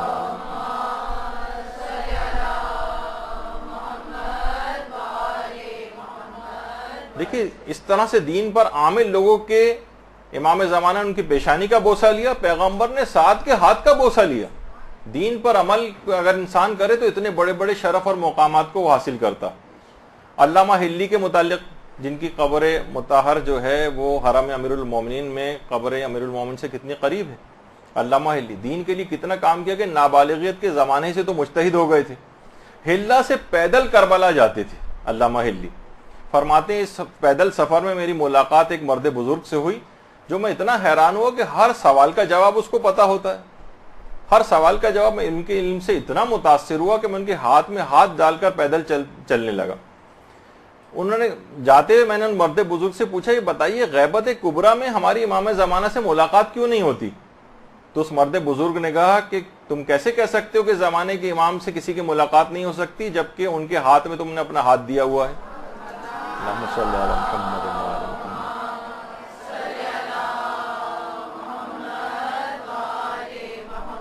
بس یہ سننا تھا کہ فرط محبت اور شوق اور وارفتگی میں قدموں کے اوپر گر پڑے، قدموں کو بوسہ دیا اور بے ہوش ہو گئے۔ تو دیکھیے کام بھی ساتھ میں ہو اور اس کے ساتھ امام کے لیے دعا بھی ہو۔ کتنی زیادہ دعاؤں کی تاکید آئی ہے، کتنی زیادہ دعاؤں کی تاکید آئی ہے۔ آج کل ایک مسئلہ ایک یہ بھی ہو گیا، ادھر دعا کی کوئی چیز آپ بتائیں لوگوں کو، ادھر فوراً لوگ طنز کرنے لگتے ہیں۔ دیکھیے دعا بھی ضروری۔ آیت اللہ بہجت جب بھی ایک جملہ فرماتے تھے کہ اگر آپ دعا کر رہے ہیں ظہور امام کی، اس کا مطلب ہی یہ ہے کہ آپ کا ایمان سلامت ہے، ایمان کی سلامتی ہے۔ اب بس ایمان موجود ہے، اب عمل کی طرف آپ کو جانا ہے۔ اور لیکن حقیقت یہ کہ ہم نے بہت چھوٹی چھوٹی چیزیں، حاجات، وہ بھی اگرچہ بالکل جائز ہے مانگنا، لیکن مومن کا معیار تھوڑا سا بلند بھی ہونا چاہیے۔ امام کو چاہیے، مومن کو چاہیے کہ امام سے مثلا دین بھی مانگے، تقوی مانگیں، امام سے اخلاق کو مانگیں، امام سے علم کو مانگیں، اور امام سے اطاعت مانگیں، امام سے جنت مانگیں، رضائے الہی مانگیں۔ کسی چیز کو اگر اپنے سے دفع کرنا ہے تو قبر، برزخ، قیامت، صراط، میزان، موقف، جہنم کی سختیوں سے بچنے کے لیے امام سے امداد طلب کریں۔ لیکن ہمارے ساتھ یہ کہ ہمارا معیار دعاؤں کے لحاظ سے بھی ایک لحاظ سے بہت گھٹیا قسم کا ہو گیا ہے۔ ایسی ایسی چیزیں مانگنے، وہ اگرچہ وہ جائز ہیں، معاذاللہ ان کی منع نہیں کیا جا رہا، لیکن صرف وہی گھر، گاڑی، شادی، اولاد، اور بس یہ، اس کے علاوہ جہاں ہمیشہ کی جو دنیا ہے اس متعلق کوئی بھی دعا ہماری نہیں ہوتی امام سے۔ 15 شعبان آج کی رات آئے گی، اب اپنی نکال کر دیکھیے گا کہ ان چیزوں میں سے جو بھی میں نے ذکر کی کتنی دعاؤں کی لسٹ میں موجود ہے۔ کچھ ہی عرصے پہلے کسی نے فیس بک پہ کوئی وہ پوسٹ بھی لگائی تھی، تنزیہ پوسٹ تھی، ایک لحاظ سے کچھ باتیں صحیح تھیں اس میں، کہ اگر امام زمانہ علیہ السلام تشریف لے آئیں تو لوگ سب سے پہلے لوگ سوالات ان سے کیا کریں گے؟ وہی جو کہ آج ہم دیکھتے ہیں زیارتوں پہ جب جاتے ہیں تو مراجع سے ہر دفعہ زیارت میں ٹپیکل قسم کے پاکستانی جو لوگ ہیں صرف اور صرف وہی 4-5 سوال ہر دفعہ لوٹ پھیر کر کے آتے ہیں۔ سیدانی کی شادی کا مسئلہ جو ہے غیر سید سے کیا ہے، اور شہادت ثالثہ کا مسئلہ کیا ہے، اور ولادت ہوتی ہے یا ظہور ہوتا ہے، اور کیا امام برمودا ٹرائنگل میں رہتے ہیں۔ اس طرح کے سارے زائرین کا جو سوالات ہیں، اس کا واسطہ مجتہدین کو بھی پڑتا ہے، اور یہی امام زمانہ سے بھی لوگ آ کر کریں گے۔ تو بہرحال وہ تھا کہ اپنے سوالات کا معیار یہ سب کچھ بھی لوگ بڑھانے کو تیار نہیں ہیں، اور دعاؤں کا معیار بھی بڑھانے کو تیار نہیں۔ آیت اللہ مرشی نجفی فرماتے تھے کہ میری 2 گھنٹے سے زائد امام زمانہ علیہ السلام سے ملاقات ہوئی۔ اللہم صلی علی محمد و علی محمد۔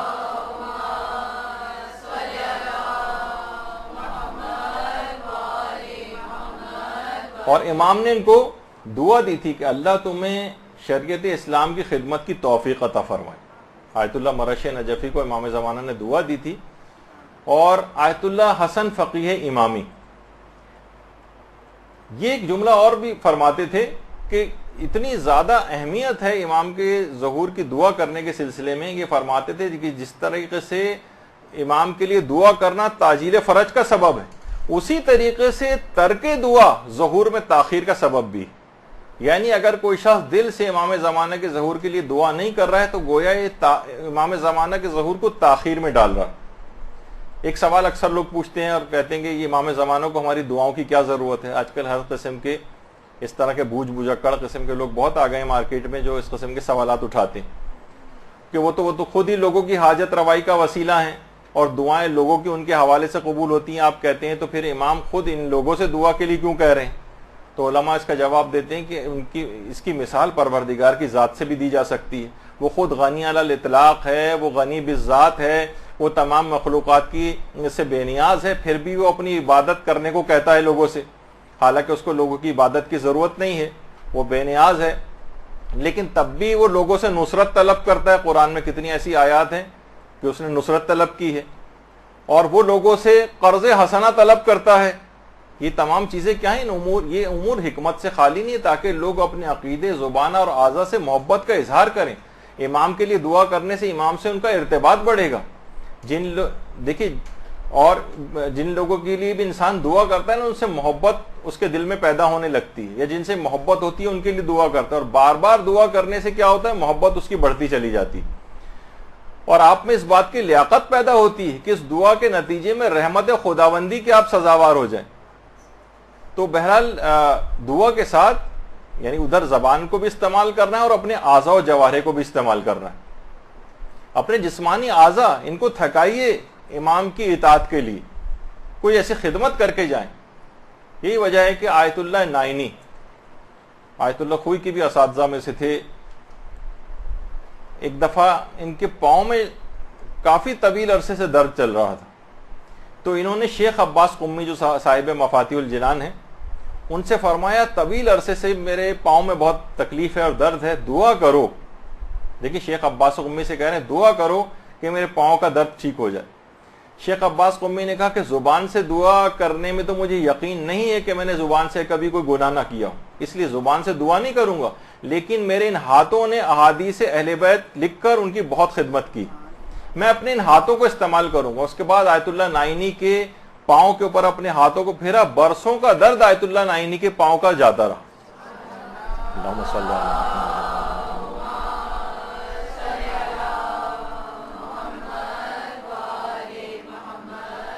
کچھ خدمت تو کریں امام کی، کچھ کر کے تو جائیں. پھر دیکھیے کہ ان تمام چیزیں، یہ کرامات انسان کے اندر پیدا ہونے لگتی ہیں. خود بھی جب بیمار ہوتے تھے اور بی بی زوجہ ان کی آیت اللہ یہ شیخ عباس قمی کی دوا لے کر آتی تھیں، چمچہ لے کر آتی تھیں تاکہ دوا کو اس میں ہلایا جائے، تو چمچہ کو نکال کے الگ رکھ دیتے تھے اور کہتے تھے کہ میری یہ انگلیاں جو ہیں خود ان کے اندر ایک تاثیر پیدا ہو گئی. میں نے اتنی احادیث معصومین لکھی ہیں کہ اس کے اندر ایک تاثیر شفا پیدا ہو گئی ہے، اور میں اپنی انگلیوں کو اس دوا کے اندر گھولتے تھے اور اسی سے اپنے علاج کو کر لیا کرتے تھے.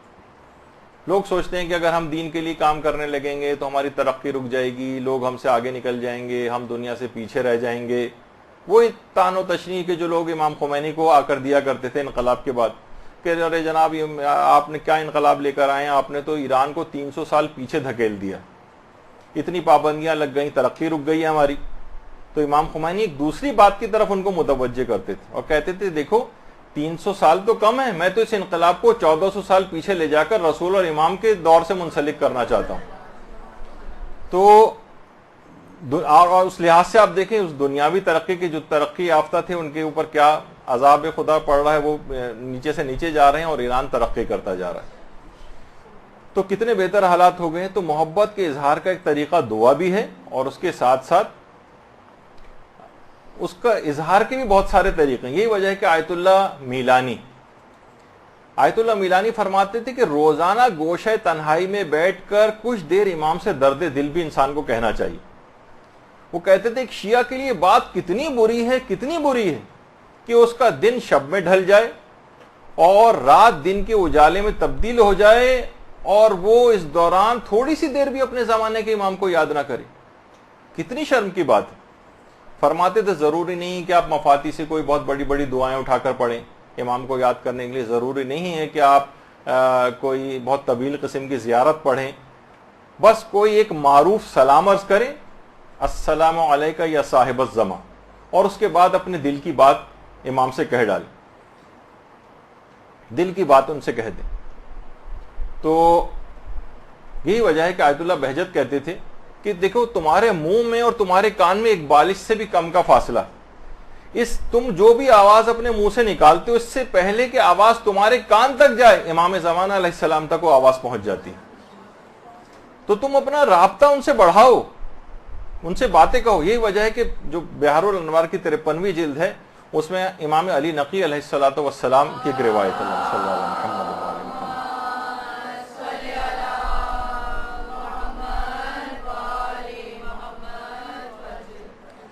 امام کے پاس ایک خط آتا ہے، ایک مومن جو رہتا تھا اس نے خط لکھا کہ مولا بہت سارے ایسے مشکل حالات ہو جاتے ہیں، میں آپ تک پہنچ نہیں پاتا ہوں، آپ کی رہائش گاہ بہت دور ہے مجھ سے، میں آپ کے پاس نہیں آ سکتا، میں اپنے مسائل کے حل کے لیے کیا کروں.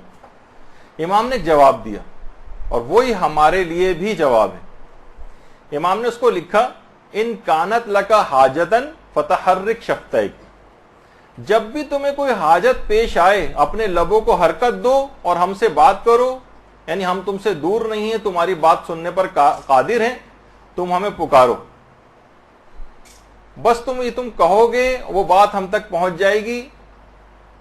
یعنی امام نے خود بتایا خود کہ مومنین کو چاہیے کہ اپنے زمانے کے امام سے باتیں کریں، اور باتیں کرنے کے لیے خود امام کا حاضر و موجود ہونا ضروری نہیں. وہ کہہ رہے امام فرماتے ہیں صرف اپنے ہونٹوں کو حرکت دو، زبان کو حرکت دو اپنی، وہ بات تمہاری ہم تک پہنچ جائے گی. جب یہ آیت اللہ بہجت کہتے تھے کہ بس تمہارے کان اپنے کان تک بھی آواز نہیں پہنچتی، امام زمانہ تک پہنچ جاتی. تو بہرحال لیکن کیا ہے کہ برے کردار کے ساتھ پکارنا، جو آدمی باتیں کیا کرے گا اس کو توفیق ہی نہیں ملے گی. گھریلو اخلاق کسی کا اگر بہت زیادہ تباہ و برباد ہے تو ایسا شخص جو ہے امام زمانہ سے بات کرنے کی توفیق بھی اس کو نہیں ملتی. وجہ ہے کہ ہماری زندگیوں میں امام زمانہ نظر نہیں آتے، ان سے بات کرنا تو درگنار، محفلوں میں مومنین آپس میں امام زمانہ کے متعلق گفتگو کرتے بھی نظر نہیں آتے. آپ خواتین کی محفلوں تک اس میں بیٹھ کے دیکھیں جو آپس میں بیٹھ کے بات کرتی ہیں، کہاں امام زمانہ کا ذکر ہوتا ہے. تو یہی وجہ ہے کہ ہمارے چھٹے امام امام جعفر صادق علیہ الصلوۃ والسلام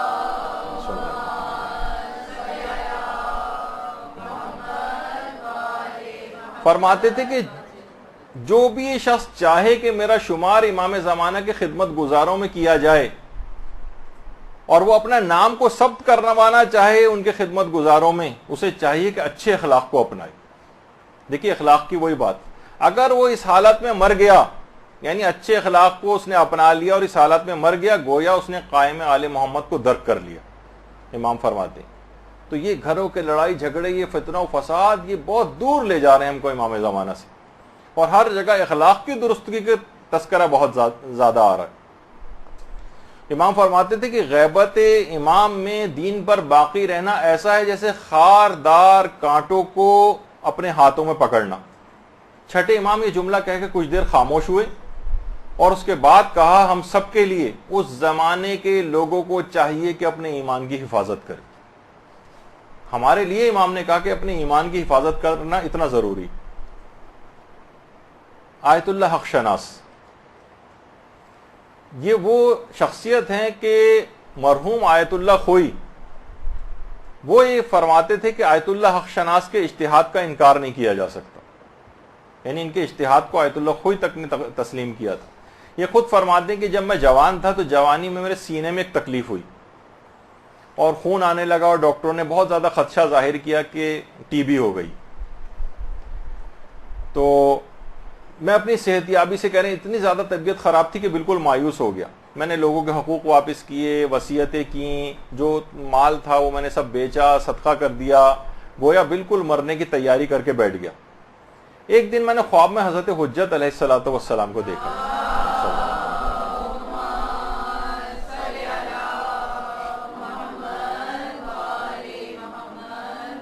اور ان سے خواب میں اپنی بیماری کی شکایت کی. امام نے میرے سینے پر ہاتھ پھیرا. اب جملے دیکھیے امام نے کہا یہ کوئی مرض نہیں ہے، اصل مرض وہ ہے جو انسان کے اخلاق اور کردار میں واقع ہو جائے. دیکھیے مرنا جینا، بیماری صحت کی چلتی رہتی.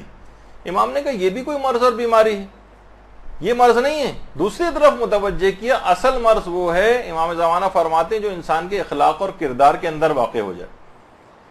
پھر امام نے فرمایا کہ باقی تمہارے سینے کی جو تکلیف ہے یہ رفع ہو چکی ہے. اور بس کہہ رہے میری فوراً آنکھ کھل گئی، دیکھا واقعی بیماری بالکل غائب ہو چکی تھی. کہہ رہے میں اس زمانے میں آیت اللہ میر سید علی حائری جو زمانے مجتہد تھے، میں ان کے پاس گیا اور ان کی خدمت میں جا کر پورا خواب سنایا. آیت اللہ میر سید علی حائری خواب سن کر ان کے چہرے پر مسکراہٹ آ گئی. کہنے لگے ٹھیک، آپ احتیاط کرنا، بد پرہیزی نہ کرنا اور خربوزہ اور انگور کھانے سے پرہیز کرنا. کہہ رہے میں سن کر تو اور حیران رہ گیا کہ حضرت حجت نے گفتگو کے آخر میں مجھے اپنی بیماری کے سلسلے میں یہی دو چیزیں کھانے کو منع کیا تھا. یعنی میر سید علی حائری وہ خود اس تمام چیزوں سے واقف تھے. یعنی عرفا ہمارے واقعی علماء کس مقام اور مرتبے کے اوپر ہوتے ہیں. امام زمانہ یعنی وہی جو میں نے کہا کہ ایک دفعہ دین پر انسان عامل ہو کر دیکھے، امام سے ارتباط کرنا کوئی مشکل کام نہیں، دین پر بس عمل کرنا. اور خود آیت اللہ حق شناس جن کی بھی بات ہو رہی ہے، اس کے بعد گھریلو اخلاق ان کا اتنا زیادہ اعلیٰ تھا کہ دیکھیے کہتے تھے کہ حقیقت بھی یہی ہے کہ اصل انسان کا اخلاق وہی ہوتا ہے جو اس کے گھر میں ہوتا ہے، ورنہ سیلز مینوں والا اخلاق تو بہت سارے لوگوں کے پاس ہوتا ہے. آپ دیکھیں سیلز مین کے پاس کوئی جاتا ہے کتنے عزت احترام کے ساتھ باجی باجی کر کے آپ کو جو آنکھوں میں سرما ورما لگا کے بیٹھے ہوتے ہیں دکانوں کے اوپر، کتنی عزت و احترام سے بات کی. سیلز مینوں والے گھر میں وہی تمام افراد آتے ہیں تو بعض اوقات لوگ کہتے ہیں کہ انتہا سے زیادہ بد اخلاق گھر میں آ کر ہو جاتے ہیں. تو اور ایک اور خصوصیت تھی آیت اللہ حق شناس کی، وہ یہ تھی کہ اپنی زوجہ کے احترام کی شدت سے قائل تھے، اور اپنی تمام کمالات کو آیت اللہ محمد حسین طباطبائی اور آیت اللہ حق شناس یہ کہتے تھے ہمارے اندر جتنے بھی کمالات پائے جاتے ہیں اس کی مرہون منت ہماری زوجہ ہے۔ تو بہرحال دیکھیے اتنی علم و تقوی کے باوجود جو شخصیت کی جو نمایاں ترین پہلو لوگ بیان کرتے ہیں، کیونکہ امام کہہ چکے تھے کہ دیکھو اصل بیماری وہ جو اخلاق اور کردار کے اندر واقع ہو جائے، شخصیت کا نمایاں ترین پہلو لوگوں کی حاجات کو پورا کرنا تھا، لوگوں کی حاجات پورا کرتے تھے، گھر کا اخلاق اچھا کیا ہوا تھا۔ امام خود آ کر آیت اللہ حق شناس کے خواب میں آئے، بیماری کو دور کیا، مدد کی ان کی، اور اس حد تک اس کی اخلاقیات اتنی اعلیٰ تھی کہ ایک دفعہ جوانی کے زمانے میں کسی دوست کی غیبت سن لی تھی اور نامعلوم وجوہ کی بنیاد پر اس کا دفاع نہیں کر سکے تھے۔ دیکھیں دفاع کرنا ہوتا ہے نا، کسی کا مومن کی اگر غیبت ہو رہی ہے تو آپ کی ذمہ داری میں سے کہ دفاع کریں۔ کہہ رہے جب اس سے ملاقات ہوئی کہ جس کی غیبت ہوئی تھی، باقاعدہ اس کے ہاتھوں کو اور پاؤں کو جھک کر بوسہ دیا تھا اور کہا مجھے معاف کر دو، میں فلاں مقام پر تمہارا دفاع نہیں کر سکا تھا۔ خود بتاتے ہیں ظاہر ایسے افراد ان کے والدین سے گویا یہ سب چیز چل رہی ہوتی، خود فرماتے ہیں کہ ان کی والدہ ناخواندہ تھیں، یعنی پڑھی لکھی نہیں تھیں۔ خواب میں حضرت امیر ان کے آئے تھے، حضرت امیر المومنین علیہ الصلوۃ والسلام،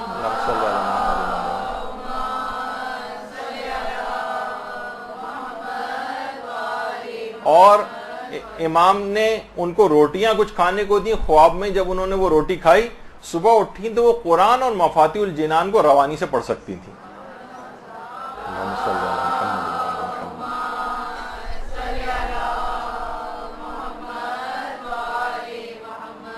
تو دیکھیے اخلاق و عمل کو ٹھیک کرنے کے لیے امام زمانہ سے ارتباط بہت ضروری ہے، یہ اگر ٹھیک نہیں ہے تو امام سے ارتباط ممکن نہیں۔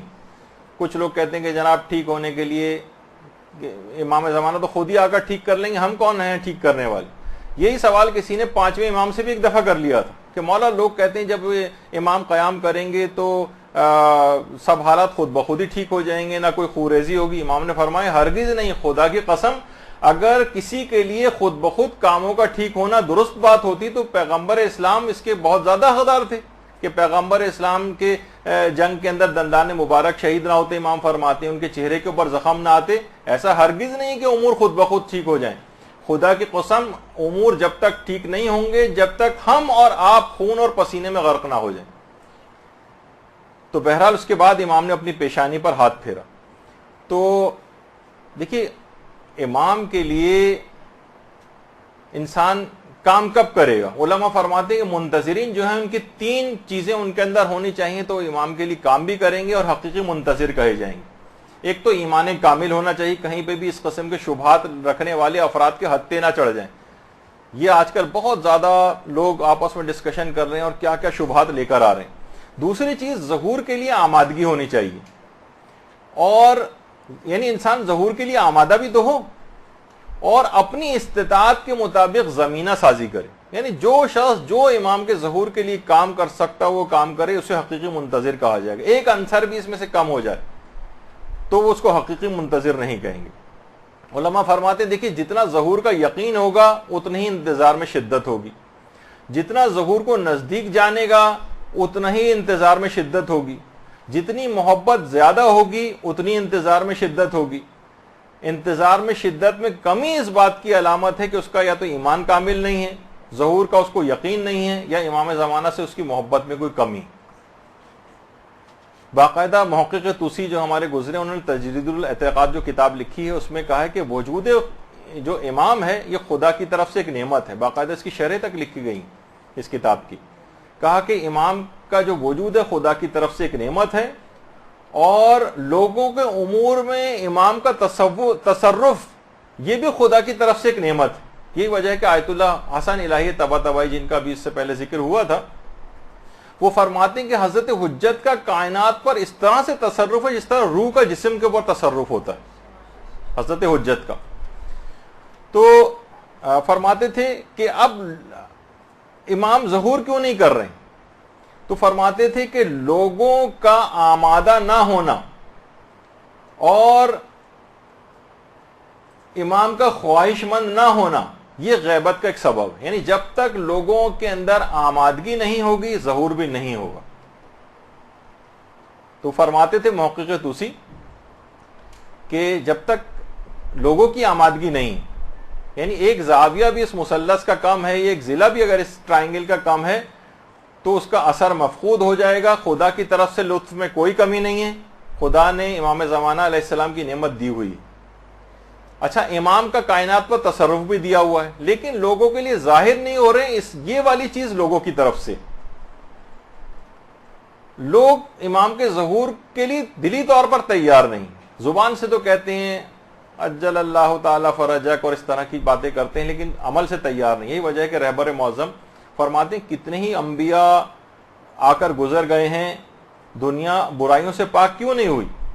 ائمہ اور انبیاء کی طرف سے کوئی کمی نہیں تھی، کمی لوگوں کی طرف سے تھی. زمینہ آمادہ نہیں تھا، اللہ کی طرف سے لطف و کرم کے اندر کوئی کمی نہیں ہے. ابو لہب اور ابو جہل کے اوپر بھی اتنا ہی کرم تھا، لیکن ان کی ظرفیت ہی نہیں تھی. وہ اللہ کی رحمت کو جذب کرنے کی ان کے اندر صلاحیت اور ظرفیت ہی پائی نہیں جاتی تھی. یہی وجہ ہے کہ علماء کہتے ہیں کہ دیکھیے انتظار حرکت کا نام ہے، سکون کا نام نہیں. انتظار بے چینی اور بے قراری سے عبارت ہے، یہ سوتے رہنے کا نام نہیں. انتظار میں آمادگی پائی جاتی ہے، یہ غفلت کا نام نہیں.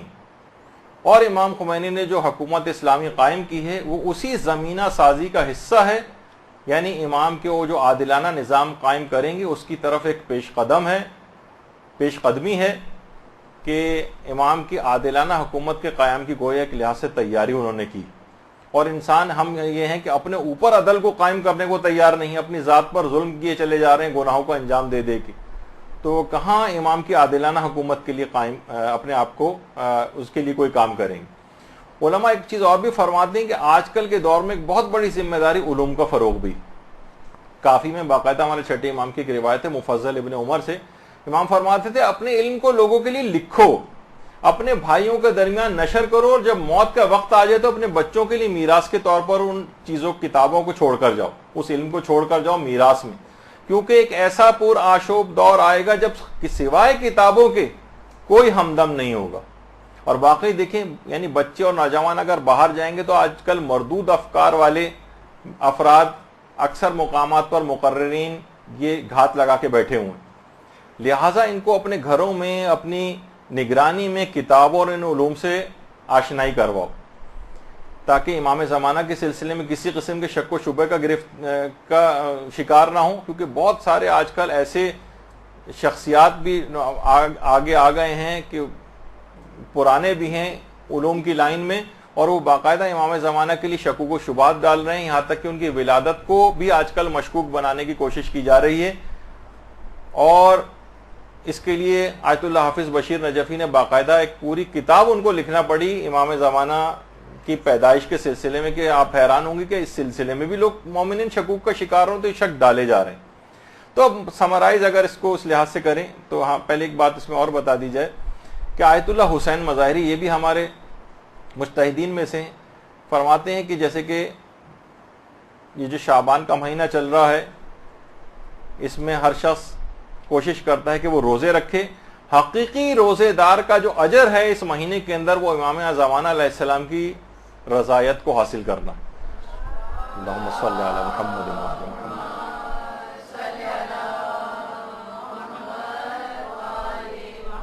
ان کی رضایت حاصل ہو جائے گی، یہ اس کے لیے سب سے بڑا اجر.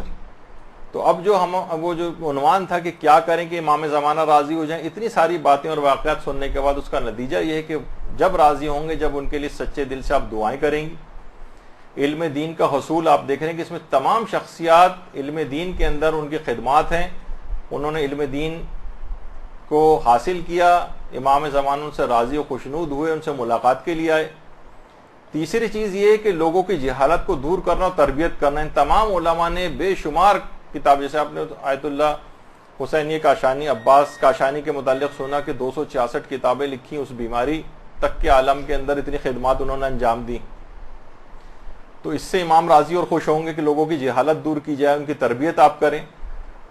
لوگ مومنین کی خدمت اور مدد، آیت اللہ حق شناس کے لحاظ سے آپ نے دیکھا کہ ان شخصیت کا نمایاں ترین پہلو یہ تھا. اور اپنے اخلاق کی اور کردار کی درستگی، خاص طور پر گھریلو اخلاق کی، اس سے امام راضی اور خوشنود ہوتے ہیں. تو یہ تمام خصوصیات ہیں. اس سے امام خود ملاقات کا شرف اسے بخشیں گے.